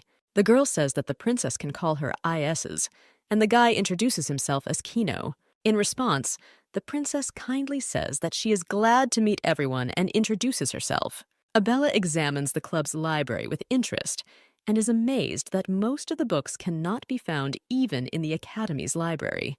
Kino told the girl that Arthur brought all the ancient books, and they used to belong to his family. Arthur has the rarest magical ability in the world, time. He can speed it up or slow it down. But the price for such a powerful force is the health of its owner. It may not be obvious from the young man, but he knows that he cannot escape his fate, which is why he created his own club. The princess looks through the books and is disappointed to realize that not one of them contains the slightest mention of her seal. Abella is sure that only the secret book can help her, but she still does not feel her soul. The girl presses her hand to her chest and hopes that the soul of the book will soon heal and provide answers to all her questions. The friends are sitting in class. Mr. Potter comes in and says that he has an important announcement. Eric happily congratulates the students and informs them that they will have a mock final exam. The teacher reports that this year students are allowed to divide themselves into groups of 4. Mr. Potter says with a grin that the exam is only 2 weeks away, so he advises the students to make the most of it. Myra turns to her friend with delight and says that the whole room can be in the same group. Abella is embarrassedly silent, and her friend understands that she has her own plans for this. The girl disappointedly says that everything is clear to her. The princess, of course, will want to be in the same group with Victor. The princess hurriedly packs her things, muttering that she still has work to do and needs to go. Abella hurriedly leaves amid Myra's furious screams that this is not what you do to friends. The princess walks through the park, thinking that Victor must be here somewhere, and turns her head around. The girl turns around once again and runs straight into the young man. Victor respectfully greets the princess and says that he is glad to see her. The young man says that he was looking for Abella because he needs to tell her something. The girl admits that she was looking for a guy for the same reason. Abkla remarks with a smile that they obviously want to say the same thing. The young people start talking at the same time, inviting each other to be in the same group for the exam. Over lunch, the young people are thinking about the need for their group to come up with a name, but so far there are no ideas. Abella tries the pasta and is delighted to realize that it tastes simply divine. Suddenly, the girl comes up with an idea and invites her companion to call their group Carbonara. Victor rubs his chin thoughtfully and says that it sounds quite good, and perhaps we can stop at this name. Suddenly, the girl hears a voice speaking to her and puts her fork aside in surprise. Pegolite approaches the table and asks the young people if they would mind if he and Lemuria joined their group. Abella is silent, but she immediately has a bad feeling. The princess looks at the holy knight in amazement and asks if she heard correctly. A joyful Lemuria runs up and says that her sister heard everything correctly. The girl says that as soon as she heard about the groups, she immediately thought about her sister. Abella smiles, but thinks to herself that in a team where one of the girls is the main character, there will always be danger. The girl is desperately thinking about whether it is possible to refuse someone without being rude. Lemuria looks at her sister's hesitation and sadly asks if Abella is awkward around her. The younger sister begins to wave her hands and says that the older sister misunderstood everything. The girl says that the four of them have never worked out together, and she is worried that they won't cope. Pagolite notes that he, Lemuria, and Victor are among the top 3 in the academy, so there shouldn't be any difficulties. Suddenly, her sister asks Abella if she remembers what her father told them before they left. Other than that, they should be careful. The sister recalls the words of the father when he told his daughters to take care of each other. Lemuria assures that this is why her younger sister must be by her side. In the evening, the princess makes her bed and thinks that she was simply left with no choice. The girl decides that she needs to stop worrying, just wait and see what happens. Abella continues to hone her fighting skills, but her thoughts are focused on something completely different. Victor steps aside and asks the princess why she is upset. The young man approaches the princess and asks if she is really that worried about the exam. The guy affectionately strokes the girl on the head and says that he will protect her from all dangers. Suddenly, Victor sharply withdraws his hand and asks Her Majesty for forgiveness. The young man says that they will continue training tomorrow, but now the princess needs a good rest. Mr. Potter ends the lesson and says that the students can be free. Myra tells her friend that their team has already been formed and asks who else will be on the princess and Victor's team. Abella, confused, says that Lemuria and Pagolite have joined them. Myra exclaims in amazement that their team consists of the top 3, and there is no doubt about victory. The friend shakes the princess by the shoulders and begs her to share at least one of the leaders. The girl upsetly says that she will be glad if her friend can convince them to join her team. Myra looks at her friend in bewilderment. She doesn't understand at all what reason she has to be so upset. Abella quickly runs to the exit, saying as she goes that it's time for her to train. Running out of the classroom, the princess notices that Victor is already waiting for her and happily waves to him. The girl asks why the young man came so early, because their companions had not yet arrived. Victor explains that he had nothing better to do and invites the girl to practice before the rest of the team arrives. At the same moment, Pagolite approaches the young people and greets Her Majesty. The knight notices that no one is there yet, but the princess says that Victor has gone to open the simulator. The girl invites the young man to join them, but Pagolite asks her to wait. The holy knight extends his hand to the girl, on which lies the bracelet. Abella examines the jewel in surprise. The bracelet is very similar to the one the astrologer wanted to give her. The knight says that this bracelet is a gift for Her Majesty and asks to accept it. The girl waves her head and says that she cannot accept such an expensive thing. Pagolite reports that the princess has nothing to worry about. The bracelet is blessed and will protect her during training. The girl extends her hand, and the young man is about to fasten the bracelet on her wrist. Suddenly, Victor grabs the princess, removing her hand, and declares that there is no need for this. The bracelet falls to the floor. The bodyguard declares that he himself will protect Her Highness. Pagolite has absolutely nothing to worry about. The young man picks up the bracelet and says that he had no thoughts of doubting Victor's abilities. He just wanted to play it safe. The guy looks menacingly at the holy knight, and the princess feels awkward from his behavior. Seeing that the girl is upset, Victor asks for forgiveness for the inconvenience caused. Lemuria approaches the company, and seeing their tense faces, asks what is going on with them. The young people look at each other with obvious hostility, which does not escape the attention of the girls. Lemuria turns to her sister and asks what happened here. Abella laughs and embarrassedly says that she herself does not understand what happened between the guys.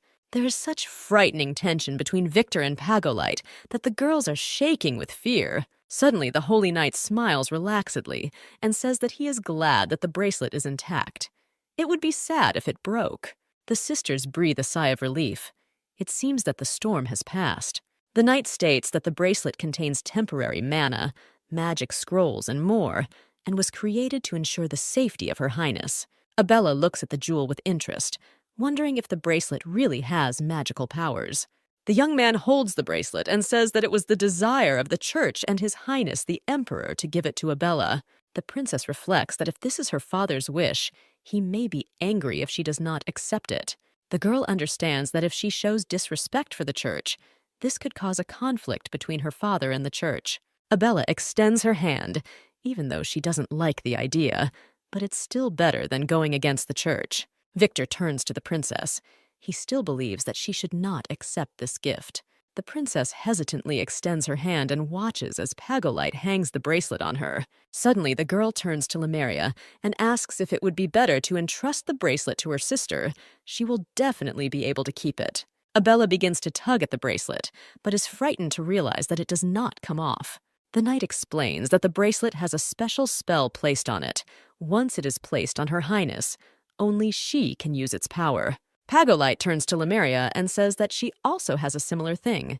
The girl takes out a pendant from under her clothes and asks if the Holy Knight is talking about it. The girl examines the jewelry and says that she did not suspect that it was from her father. Abella decides that since Lemuria is doing well, she has nothing to worry about, even though the pendant is slightly different from the bracelet. The princess shakes her hand with the bracelet, and Victor looks at him with concern. The young man approaches the princess and says that he will find a way to remove it from her hand. Lemuria, standing a little to the side, quietly asks Pagolite if they managed it, to which the young man nods in the affirmative. The older sister enthusiastically takes the younger sister by the arm and says that it's time for them to enter the simulator. The company leaves, and the Holy Knight goes to the window and takes out a paper crane. Having waited for the crane to fly out the window, the young man quickly catches up with his companions. The company finds itself in a simulator where the first task is to defeat the monster. Victor and Abella draw their swords, and the young man asks if everyone is ready to begin. Lemuria and Pagolite hold magic staffs and nod affirmatively. The young people rush to attack, each using force depending on their abilities. A few hours later, Abella collapses on the ground exhausted and says that they are finally done. Victor notes that Lemuria's last attack was weak, but that the girl replies that she was afraid to hurt her sister who was nearby. Pagolite looks thoughtfully at the sisters and says that their coordination is still rather poor. The trio turns to Abella and says they need to try again. The girl asks for mercy in horror because she has absolutely no strength left. In the evening, Lemuria carefully asks her sister, who can hardly stand on her feet, if everything is okay with her. Not wanting to show her weakness, Abella waves her hand cheerfully and assures her that everything is just fine. The sister enthusiastically says that upon returning, they will need to analyze the training and everything that did not work out for them. Abella looks at her sister in despair. Why doesn't it occur to her that she needs to take at least one day off? When the sister and the knight left, Victor tells the princess that he did not notice anything suspicious, although he carefully watched the Pagolite. The young man thoughtfully says that if the knight and the magician are the same person, then he is simply a master of disguise and will not give himself away so easily. The princess reflects that she has long suspected Pagolite, but he did not leave any traces that would point to him. Abella looks at the bracelet. It looks exactly like the one she saw in the divine house. The girl does not believe that this could be an ordinary coincidence. The knight ordered to keep the bracelet until the very end of the exam, but all this looks too suspicious. The princess irritably realizes that she is left with no choice in anything. Victor gently says that there is no need to worry about what the girl cannot fix, and at the moment, he needs to focus on the upcoming exam. Abella understands that the young man is right. As always, problems need to be solved as they arise. The princess says that she wants to hide for the time being that she has magic and asks Victor to keep this information secret. Half a month later, a huge crowd of students gathers in the square in front of the tower to take a mock exam. Abella is surprised by so many people. Victor closes her and asks her to be careful. Lemuria and Pagolite appear not far away and call the young people to their place. The director of the academy appears in the tower window and greets the assembled students. The director waves his hand and declares that the 30-second exam begins right now. The princess thinks that they will soon end up in a simulation, and she feels uneasy. Pagolite leans towards the girl's ear and says that as soon as the exam begins, he will certainly protect her. Victor immediately stands between the young people and says that he will personally protect Her Highness. The knight mockingly asks what is wrong with the princess having one more protector. Victor also mockingly says that both princesses need protection, and Pagolite should take more care of Lemuria. Abella gets tired of these bickering and tries to calm the guys down. The older sister watches the skirmish and thinks that she can defend herself perfectly well. Pagolite looks towards the portals leading to the simulation and says that they need to go there. Victor takes the princess's hand and asks her to concentrate and not be distracted. The young people go to the portal, and the girl says with a smile that she will try her best. The company approaches one of the managers, who asks for the name of the team and the names of the participants. The princess says that the team is called Carbonara and lists the names. The manager thoughtfully writes down the information. Abella asks in surprise if everything is okay. The teacher explains that after moving, students may feel a slight discomfort, which will quickly pass. The team stands on the portal. Everyone closes their eyes, shrouded in a magical glow. Suddenly, the princess opens her eyes and notices the teacher's very strange gaze directed at her. After a moment, the princess opens her eyes and looks around. She has the feeling that something has gone wrong. The girl looks around in confusion and doubts that she got into the trial test. Abella suddenly realizes that there is deathly silence around her, and moreover, that there is no one nearby. Having moved into the simulator, 3 young people open their eyes and look around. Victor turns his head around and shouts in panic that Her Highness is missing. Lemuria puts her hand to her mouth, and Pagolite says that the princess is not answering the call of the magic crystal. Victor is seized with real panic, and he announces that he is going in search of the princess. Lemuria runs after the young man and says that of course she is going with him. The Holy Knight remarks that the exam site is huge and they should split up. Victor threateningly asks if the church didn't provide a searching spell for such a case. Pagolite calmly looks at the young man and replies that, unfortunately, he does not have such spells. The eldest princess says that they need to find Abella as soon as possible because she is all alone. The girl panics and says that if her sister meets someone or a whole group, it could end badly. Young people quickly decide who will go in which direction to search. Lemuria takes out a magic crystal and asks to immediately inform her if anyone finds her sister. Abella looks around anxiously and cannot decide what to do next. Hearing voices, the girl hides in the bushes and wonders whether she should go with another group. The princess understands that she alone cannot cope with everything that can happen in this forest. Abella examines the broken crystal and realizes that there is no way she will be able to contact her team. Suddenly, the girl hears a voice behind her asking what she was thinking about. A guy, very similar to Pagolite, sits on a log and looks at the princess with a grin. Abella looks closely at the young man and is surprised to realize that in front of her is the same astrologer from the divine house. The young man jumps from the tree and declares that he and the princess have not seen each other for a long time. Abella calls the guy Pagolite and asks what he's doing here. The young man approaches the girl and says that she has confused him with someone, and this is a cruel blow to his heart. The princess jumps away from the young man and asks what he is doing here. The magician, with the same grin, says that the stars told him that Her Highness was in danger. Abella stares at the guy and wonders what danger he is talking about. The young man speaks. That the girl is clearly lost, extends her hand and offers her help. The princess did not accept the hand, calmly walked around the guy and thanked him for his attention. Surprised by the girl's behavior, the young man turns around and looks after her in confusion. Abella turns and declares that if the magician wants to help her, he should not stand rooted to the spot. The guy starts laughing and asks the girl to stay close to him. Walking through the forest, Abella notices that the Imperial Academy was originally created for aristocrats. The young man turns around and asks, since when did astrologers' predictors become part of the aristocrats? The girl just can't figure out whether the magician and Pagolite are really different people, or whether the young man is just so skillfully pretending. The guy calmly continues that although the academy is an elite place, they allocate several places for ordinary students with unusual abilities. Abella remembers Mary because she is also a commoner, but she got into the academy under a special quota. The girl is surprised that she has never seen the guy in class, to which he replies that he studies in a slightly different place. The princess notices that they have been talking for so long, and she still hasn't learned his name. The magician turns to Abella and mysteriously says that now his name is not important. What is important is the name of the princess herself. Suddenly, the bracelet on the girl's wrist rises into the air and begins to sparkle. Everything around is illuminated with light, and cracks begin to form under the princess's feet. Suddenly, the ground disappears from under Abella's feet, and the girl realizes in horror that she is falling into the abyss.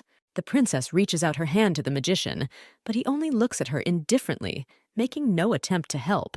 The young man watches with satisfaction as the abyss illuminates with light and absorbs the princess who has fallen into it. The guy hears footsteps behind him and turns around. Lemuria silently approaches the magician with her staff and watches as the light over the abyss gradually goes out. His Majesty Emperor Altwar Larwood is sitting at his desk, working on important papers. The Emperor, whose thoughts are not at all occupied with state affairs, angrily notices that yet another feather has broken. There's a knock on the door, and the footman reports that Sir Neil has arrived. The butler enters, bows respectfully, and greets His Majesty. Alvar asks how his daughter is doing. Neil happily reveals that Abella is currently taking a trial exam.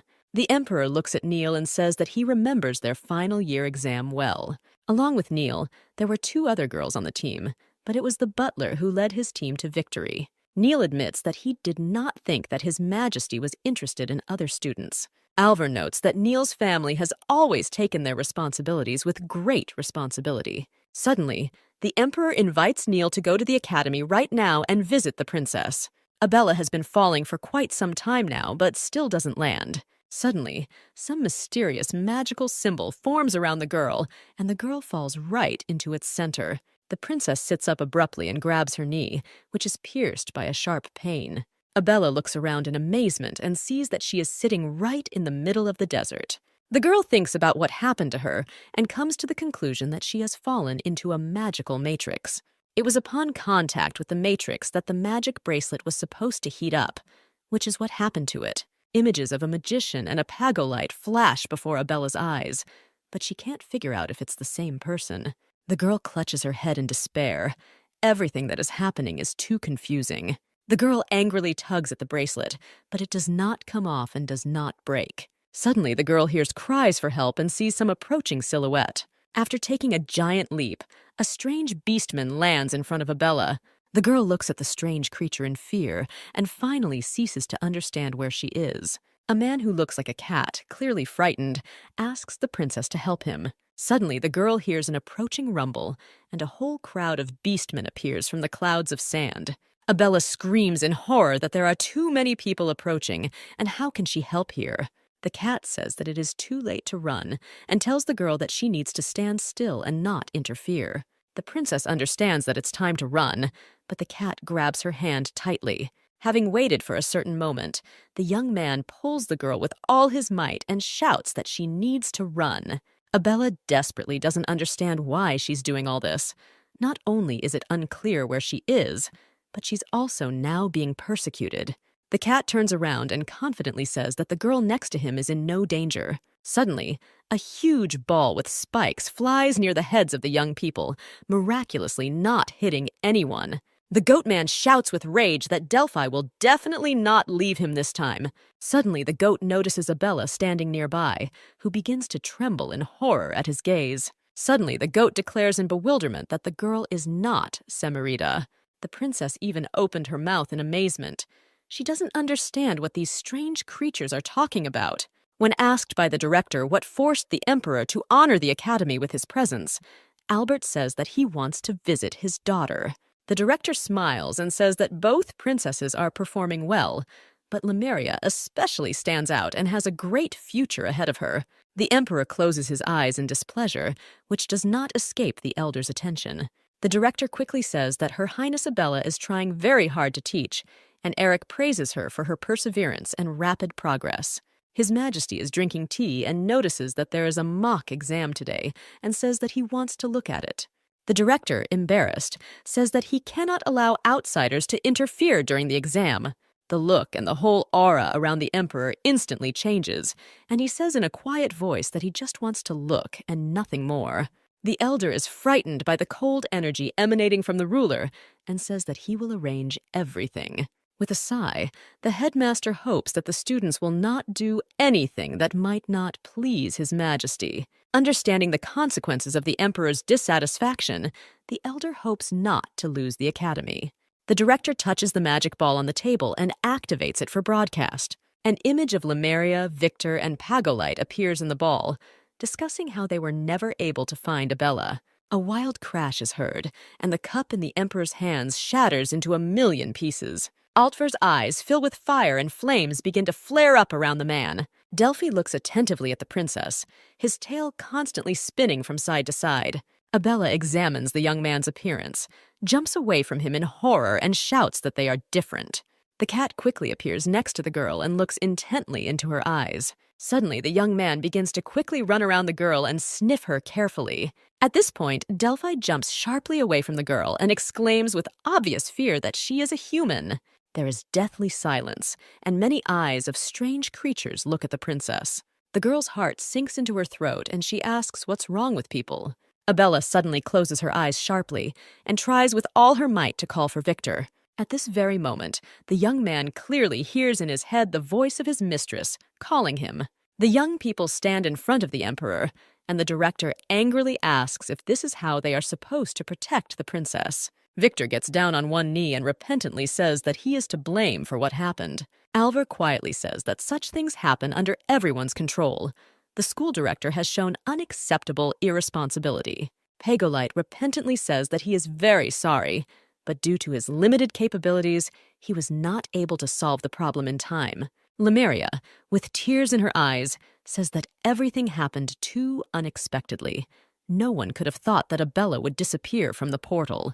The emperor turns away in rage, cutting off the princess mid-sentence. His Highness orders the director to immediately find the manager who showed the way to Her Highness.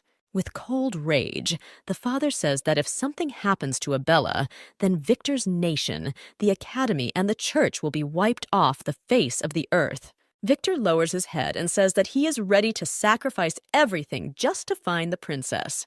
Pagolite states that the church will make every effort to find Her Highness. The goat states that, among other things, Delphi has also contacted a man, and now he will judge him on behalf of the patriarch. The cat admits in horror that he had no idea that the girl was human. Delphi extends her sharp claws, assumes a fighting stance, and says that now is not the time to talk. The young man is very dexterous.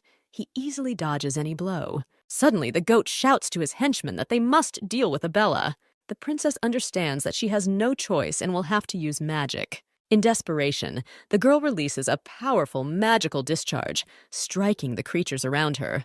The goat, distracted from the cat, looks in amazement at what is happening nearby. Abella easily stops the hammer flying at her.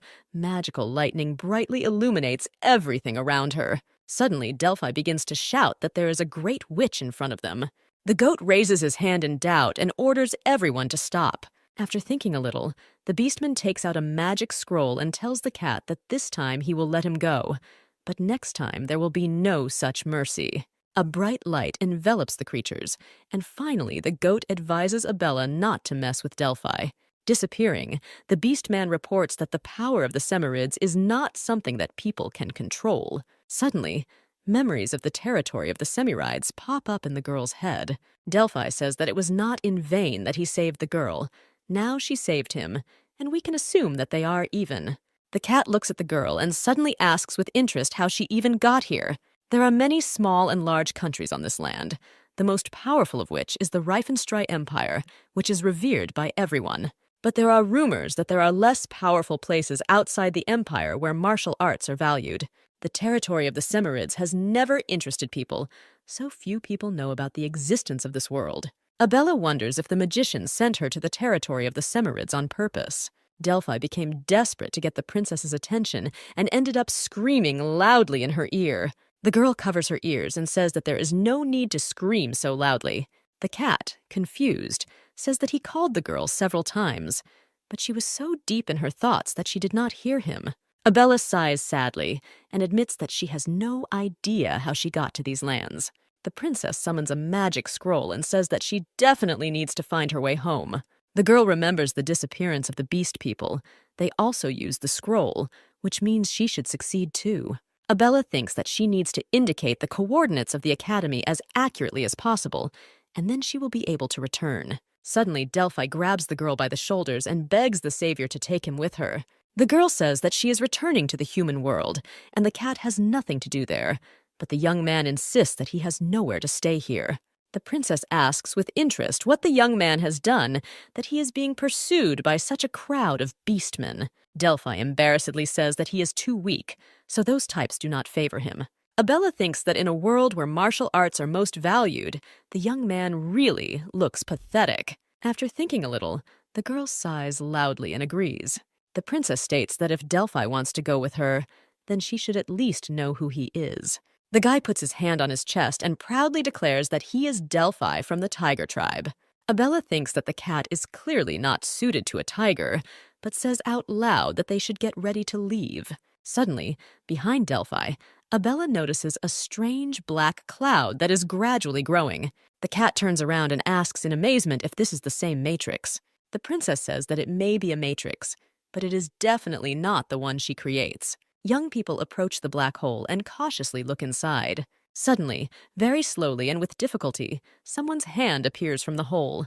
Abella gloomily watches what is happening. She no longer expects anything good. But Victor emerges from the portal and says with relief that he has finally found Her Majesty. The princess looks at the young man with relief and joyfully says that he found her. Victor falls to his knees and desperately asks the girl for forgiveness for not saving her. The girl asks how the guy was able to find her, and then suddenly notices that he is very pale. Suddenly, Victor's eyes roll back into his head and he begins to fall unconscious. Abella screams in horror, not understanding what happened, because the young man had never shown weakness before. The girl holds the guy and carefully peers into his face. Even while delirious, Victor nonstop asks the princess for forgiveness. Delphi approaches the girl and asks with interest if this guy is Abella's fiancé. The girl waves her hands embarrassedly and says that everything is wrong and they have a completely different relationship.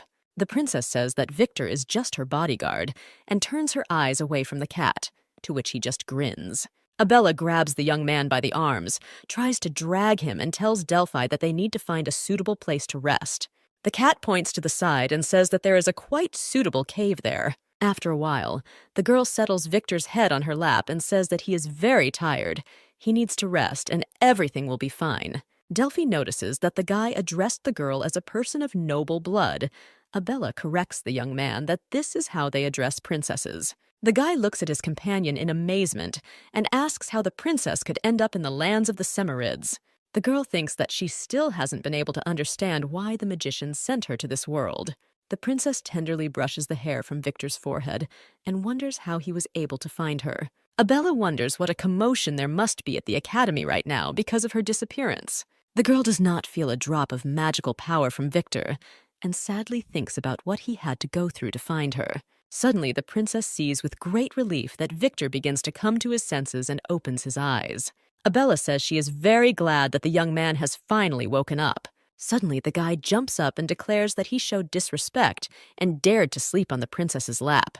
Abella immediately begins to apologize for disappearing and causing everyone to worry. The young man says that what happened is not the girl's fault and asks how she got here. Victor turns sharply and says in bewilderment that Semiride is nearby. Delphi rushes at the princess and declares that his meeting with the savior was destined by fate itself. Abella moves away from the cat to a safe distance and explains that she accidentally fell into the matrix and ended up here. The girl approaches Victor and asks how he found out that she was here.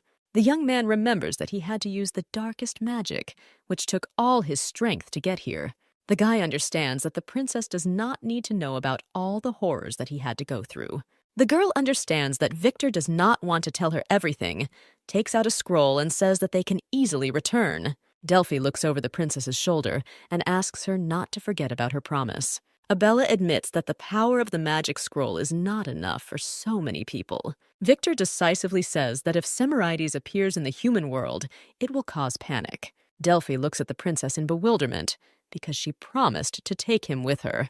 At this time, the girl, not paying attention to the cat's words, activates the magic scroll. Delphi understands that the young people will now disappear forever. The guy understands that he just needs to get out of here. If he stays, then everything will end very badly. If he cannot get into the human world in his usual form, then he should resort to transformation. A bright flash appears, and a moment later, there is no one left in the cave. Having moved, Victor and Abella look around cautiously. Finally, the young man says with relief that they have finally arrived at the right place. The girl looks at her feet and sees a big cat, who, in the voice of Delphi, declares that the human world is much better than the world of the Semirides. The princess looks at the animal in amazement and asks how he ended up here, and even in this form. The cat states that Victor himself said that in his usual form, he would cause panic among people, so he accepted it completely. Harmless looking. Young people think with annoyance that they simply did not want Delphi to appear in their world. The cracking of branches is heard. Abella grabs the cat in her arms, and Victor covers the girl with himself. Shaking herself off, Lemuria emerges from the bushes and notices a guy with a girl. The older sister runs up to the younger sister and exclaims with tears in her eyes that Abella has finally been found. Lemuria hugs her sister and thanks God that she is okay and nothing happened. Abella assures that she is fine and asks to let her go. Otherwise, the cat can't breathe. Lemuria embarrassedly lets go of her sister and, wiping her tears, says that she was just very happy. Pagolite emerges from the bushes and greets Her Highness. The Holy Knight says that since everything is fine with Her Highness, the Emperor can now be calm. The princess turns and stares at Pagolite with suspicion. Victor looks at Abella worriedly and asks if everything is okay. The girl turns away, strokes the cat, and says that everything is fine. Lemuria notices Delphi, runs up to her sister and asks where she got such a cute kitten. Not knowing how to explain or what to tell, Abella replies that she found him. The princess anxiously says that her father must be worried, but Pagolite says that he has already sent him a letter. The girl looks at the young man and thinks who really set her up. Alvar looks out the window and his heart swells with anxiety for his daughter. Suddenly, Neil runs into the room and shouts joyfully from the threshold that Princess Abella has been found. The butler reports that Her Highness has been found safe and sound. Neil tries to say that the princess is heading to the director's office, but there is no trace of the Emperor. The company heads towards the exit from the forest, and the girl asks Victor if he remembers the magician from the Divine House. The young man says that of course he remembers, and is interested in why the princess suddenly asked about this. Abella looks at Pagolite's back, and again decides that she and the magician are similar only in appearance. The girl recalls that the magician reacted very strangely when she called him Pagolite. Victor quietly asks if the princess is sure that this is the same person, but she admits that she does not know. The young man says that after Her Highness disappeared, Lemuria went on a search with Pagolite. Abella looks at the young people and understands that if the magician and the knight are still one person, then Lemuria is in cahoots with him. Suddenly, the older sister feels the younger sister's gaze and turns around sharply. Abella whispers to Victor that in any case, they have no evidence, and there is no need to tell their father anything. Suddenly, Lemuria approaches the young people and asks what they have been whispering about all the way. The younger sister tries to justify herself and says that Lemuria was imagining things. Approaching the clearing, Pagolite turns to his companions and says that they have left the exam area. The princess happily runs out of the forest and stumbles upon her father's entire army. The Emperor comes out into the clearing and looks intently at his daughter. Abella thinks in despair that they couldn't find her for a long time, and that her father is probably terribly angry with her. The girl fearfully approaches the Emperor and greets him and Neil, and sincerely asks for forgiveness for making them worry. The butler bows and says that he is incredibly glad that nothing bad happened to Her Highness. The princess hesitantly turns towards her father and is frightened and cannot utter a word. The Emperor carefully examines his daughter and makes sure that everything is really all right with her.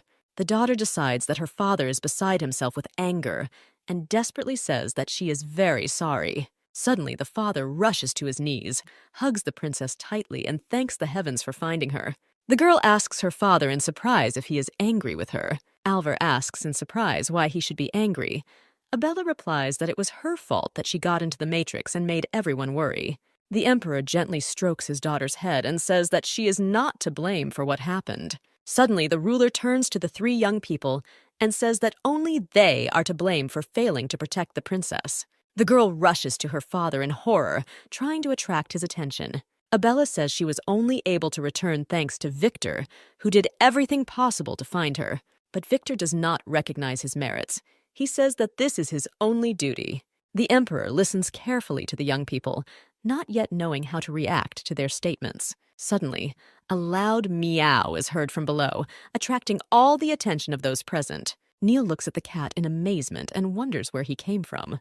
Abella takes Delphi in her arms and tells him that she saved him from his pursuers, and since then he has been following her everywhere. Alvar looks at his daughter in confusion.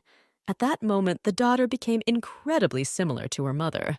Abella holds the cat in her arms almost the same way her mother held her. The princess looks at her father with huge eyes and begs him not to blame Victor for what happened. As he leaves, the father says that because his daughter returned safe and sound, he will make an exception. Delphi is extremely pleased with himself. No one is able to resist the charm of the cat. Abella wakes up to the bright sun, which gently shines on her face. Heidi happily reports that it is time for Her Highness to get up. The maid combs the girl's hair and remarks that she really missed the times when she did her hair. The princess is incredibly happy to be home. After everything that happened to her, the father took his daughter back to the castle. The emperor considered that the academy would not be able to provide the princess with adequate protection, so she should interrupt her studies. After the princess left the academy, the rest of the students also decided to return home. Since then, Abella began a boring series of days similar to one another, consisting of sleep and eating. Delphi looks at her owner and begins to meow loudly. Heidi says with a laugh that even a kitten understands how bored the girl is. The girl looks at the cat and thinks that he has settled down well in the castle. Since moving to the palace, Delphi has been surrounded by the love and care of Heidi and the rest of the maids. The princess notices that the cat has recently gained noticeable weight, although she stubbornly denies this fact. Victor says that Abella can invite Lady Blair to visit because their estate is located not far from the castle. The princess regrets that Myra and Mary live too far away and are unlikely to be able to come. Neil enters the girl's chambers and asks if Her Majesty would like to go outside the palace. The butler reports that if the girl wants to take a walk, she will need to take security with her. Abella looks at the company of knights in horror and says that this is already crossing all boundaries. Neil reports that the princess needs to continue her education, and he will personally do this, and invites the pupil to familiarize herself with the plan. The princess looks at the huge list in horror and says with indignation that this is beyond the scope of the academy course. Neil sternly says that Princess Lemuria is studying hard, so Abella should not lag behind her. The butler pulls the princess by the hand and says that there is no time to waste, and the lecture will begin right now. Victor and Heidi look at Abella approvingly and say that she will succeed. Young people walk around the city.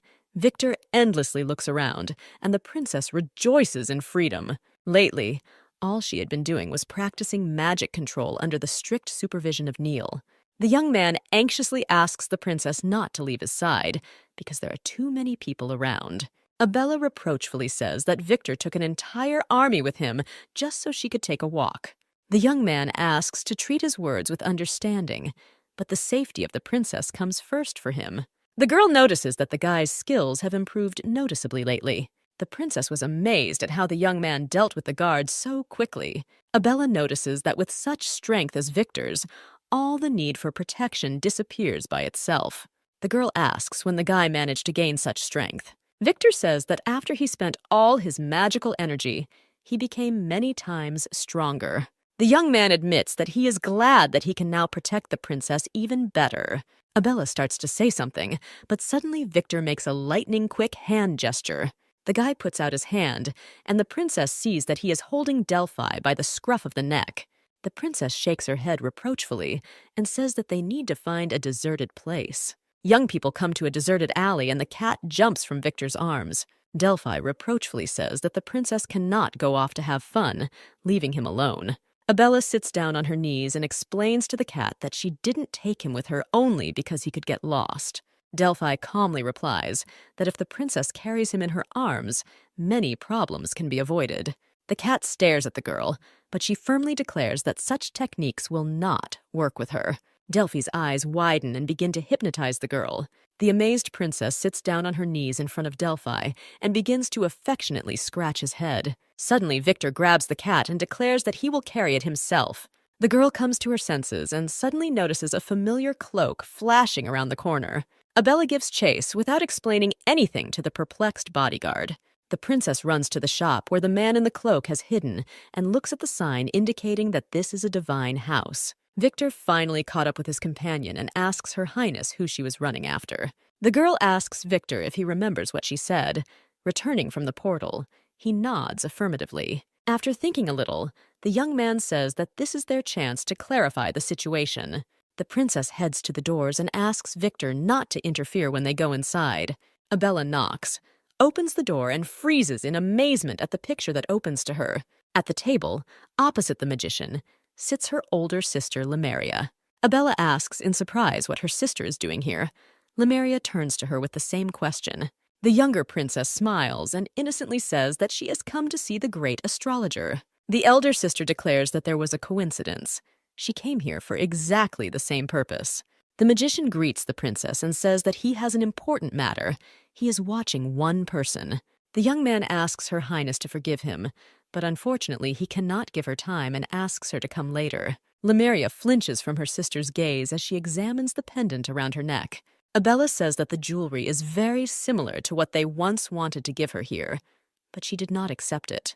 The sister takes Lemeria by the hand and asks if this is where the girl found her jewelry. The eldest princess nods in fear. The magician intervenes and declares that if Her Highness wishes, he can give her exactly the same one. Abella thanks the young man for his concern, but does not want to take advantage of his generosity. Victor leans over to the princess and says that it is time for them to go. On the threshold, the girl turns around and casually says that she never found out the magician's name, but her sister should probably know it. The young people simultaneously say that the princess can call the magician Hughes. Abella waves her hand and says that she will no longer interfere with the young people and leaves. The magician looks at the frightened Lemeria and says that they are trapped.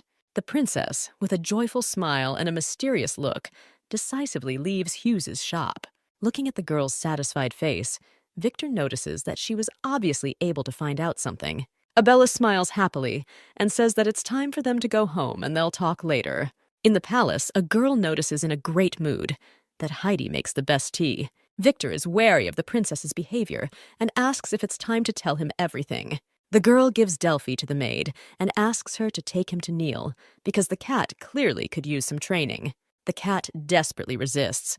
He does not agree that he is fat, but even more he wants to stay and listen to the conversation. As soon as the door closes behind Heidi, all the feigned joy disappears from Abella's face. The girl thoughtfully says that the full name of the holy knight is Pagolite Hughes Levictor. Victor assures that this could be just a coincidence. You never know how many people in the world have similar names.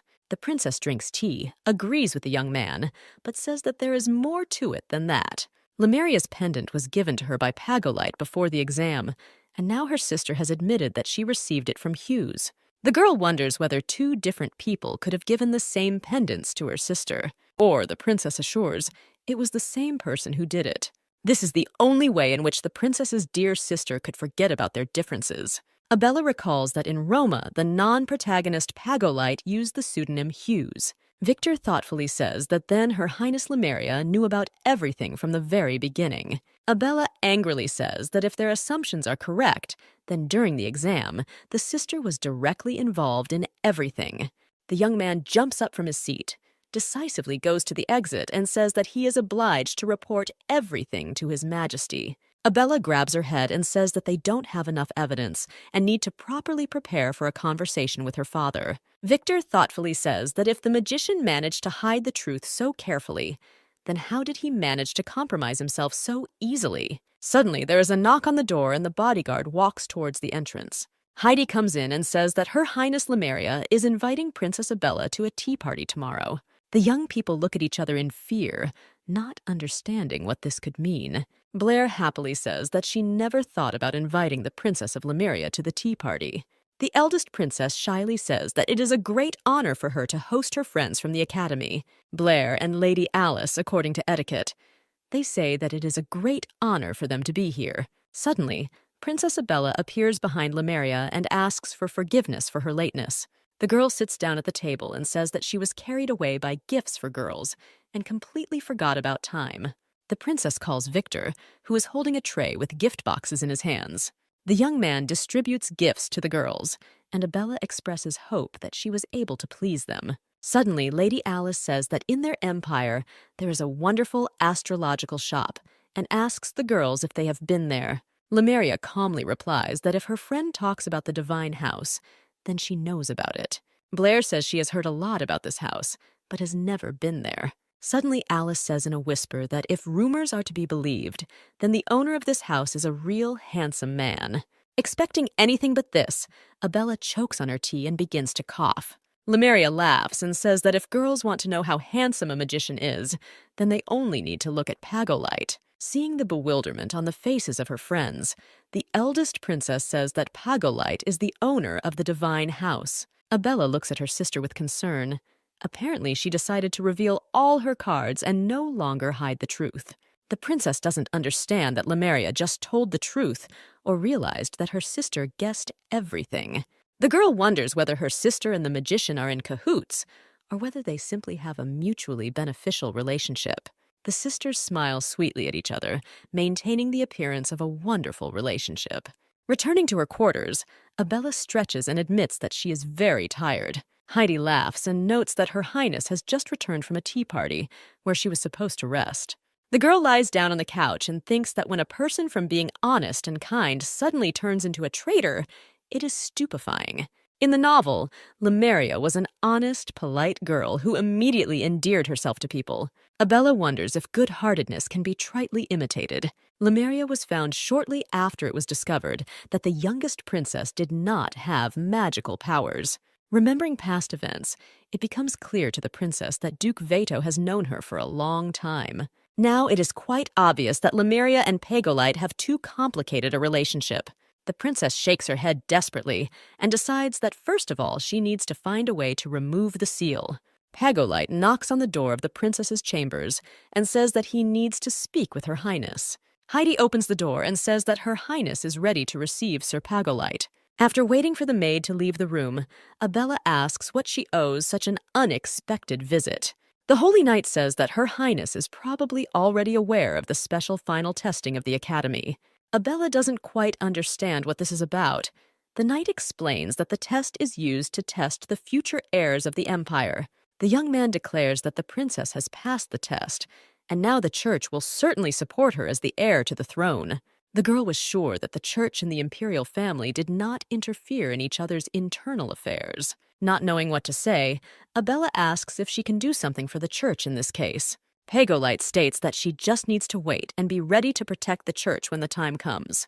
The princess smiles sweetly, but she herself thinks that the church wants to make a puppet out of her. Suddenly, the knight says that if the girl wants to remove her seal, then he knows how to do it.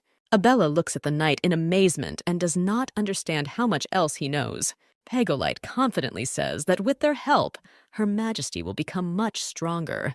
The girl says that she needs to think about the Holy Knight's proposal. The princess thinks about everything she has heard and clearly understands that something is wrong here. Abella suddenly declares that it was not her plan to become empress. The girl continues that the church's intentions are pure and she accepts them. But this is too serious a step, and she needs time to think.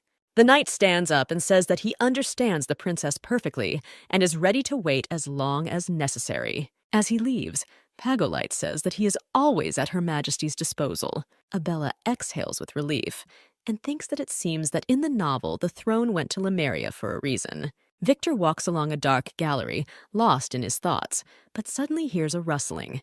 Her Highness Lemuria comes out from behind the column and asks the young man if they can talk. The next day, early in the morning, the young man stands on the same gallery and watches a dove approaching him. Having removed the message from the bird's paw, Victor plunges into reading. The young man burns a piece of paper and thinks that it is time to return. Suddenly, just like on the eve, Lemuria appears from behind the column. The girl notices that Victor is too serious and asks about what happened to him. The young man gloomily replies that he has personal problems. The princess has nothing to worry about. Lemuria thoughtfully says that as far as she knows, Victor is not only Abella's bodyguard. Among other things, the young man is the third prince of the kingdom of Serenia. The girl, with apparent alarm, reports that the boy's father is sick and he should return home. Victor is confused by the unexpected conversation and asks what the princess is hinting at. Lemuria twirls her hair on her finger and notices that her sister does not have magic, and the guy cannot always be around and fulfill his duty as a bodyguard. Suddenly, the girl approaches and says that there is no better way to protect Abella than to become emperor himself. Abella walks along the gallery and thinks that Victor is being delayed for some reason. Suddenly, the princess sees that the young man is standing with Lemuria and talking to her about something. The girl approaches the young people and directly asks what they are discussing. Victor turns to the princess and apologizes for keeping her waiting. Lemuria says that since her sister came, she will no longer disturb them. As she leaves, the eldest princess turns around and tells Victor that she will wait for his answer. Abella looks at the young man in amazement, and he replies that he needs time to think. The girl desperately does not understand what is happening, and the only thought that comes to her mind is that her sister confessed her love to Victor. The princess replays what happened in her head and nervously taps fractions on the table with her fingers. Half an hour later, Heidi begs the girl to stop knocking, otherwise she will simply break the table. Abella clutches her head in despair and thinks about what question Victor should answer. Heidi gently says that if the girl is so concerned about this issue, then she can directly ask Sir Victor about it. The princess stands up abruptly and orders her maid to help her try on a dress for the spring ball. Every year, the Empire holds a ball to which it invites all unmarried men and women. Abella irritably thinks that the spring ball is essentially a fair for brides and grooms.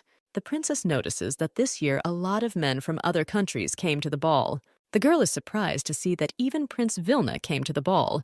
Through the crowd, His Majesty the Emperor approaches his daughters. Alvar approaches Abella and asks if anyone has already attracted the princess's attention. The father says that if the girls like someone, they can invite him to the first dance. Suddenly, the princess realizes that, in fact, this year the ball is organized especially for her and her sister. The self-confident young Carmelite, the son of the Duke, stands aside, surrounded by friends and looking at the princesses. One of the friends asks with interest which of the two princesses Mr. Carmelite likes. The young man thoughtfully says that Princess Lemuria is gentle and virtuous. They say that the girl is ideal and has already settled in a huge number of hearts of young aristocrats. The gentleman shakes his head and declares that, unfortunately, the princess was brought from the slums, and this does not suit him.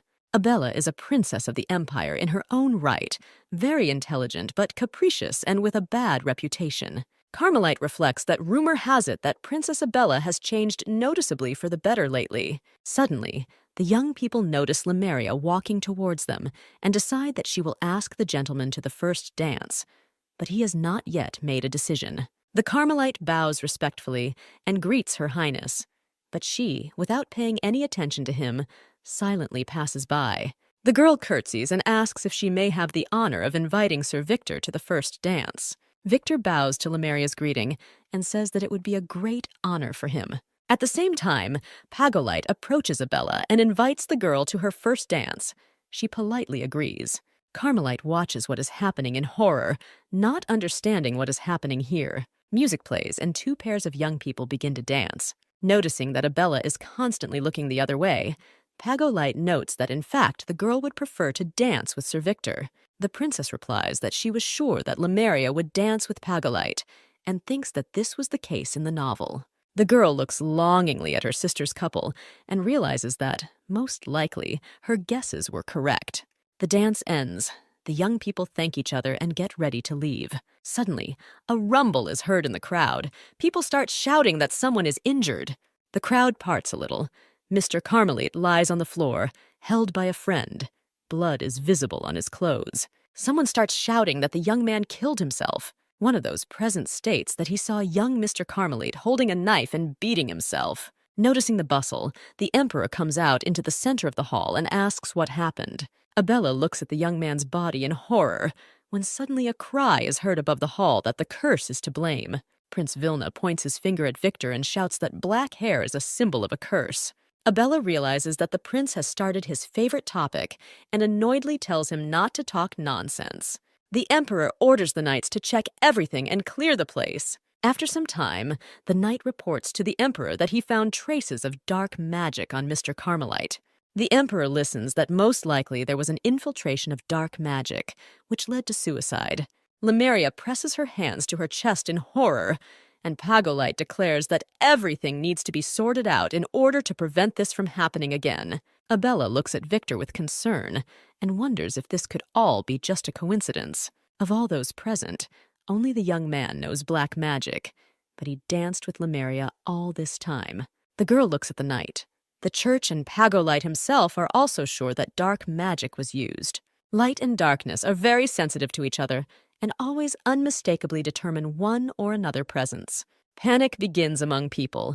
People are afraid of black magic and decide that they need to run away as quickly as possible. Suddenly, the Emperor's thunderous voice echoes across the hall, ordering everyone to stand. Alva resolutely declares that until the murderer is found, no one will leave the castle. Vilno shouts that among those present, only one person is associated with dark magic, and it was he who drove Carmelite to suicide. Abella decisively comes forward and says that if Sir Victor had used dark magic for such purposes, she herself would have committed suicide a few years ago.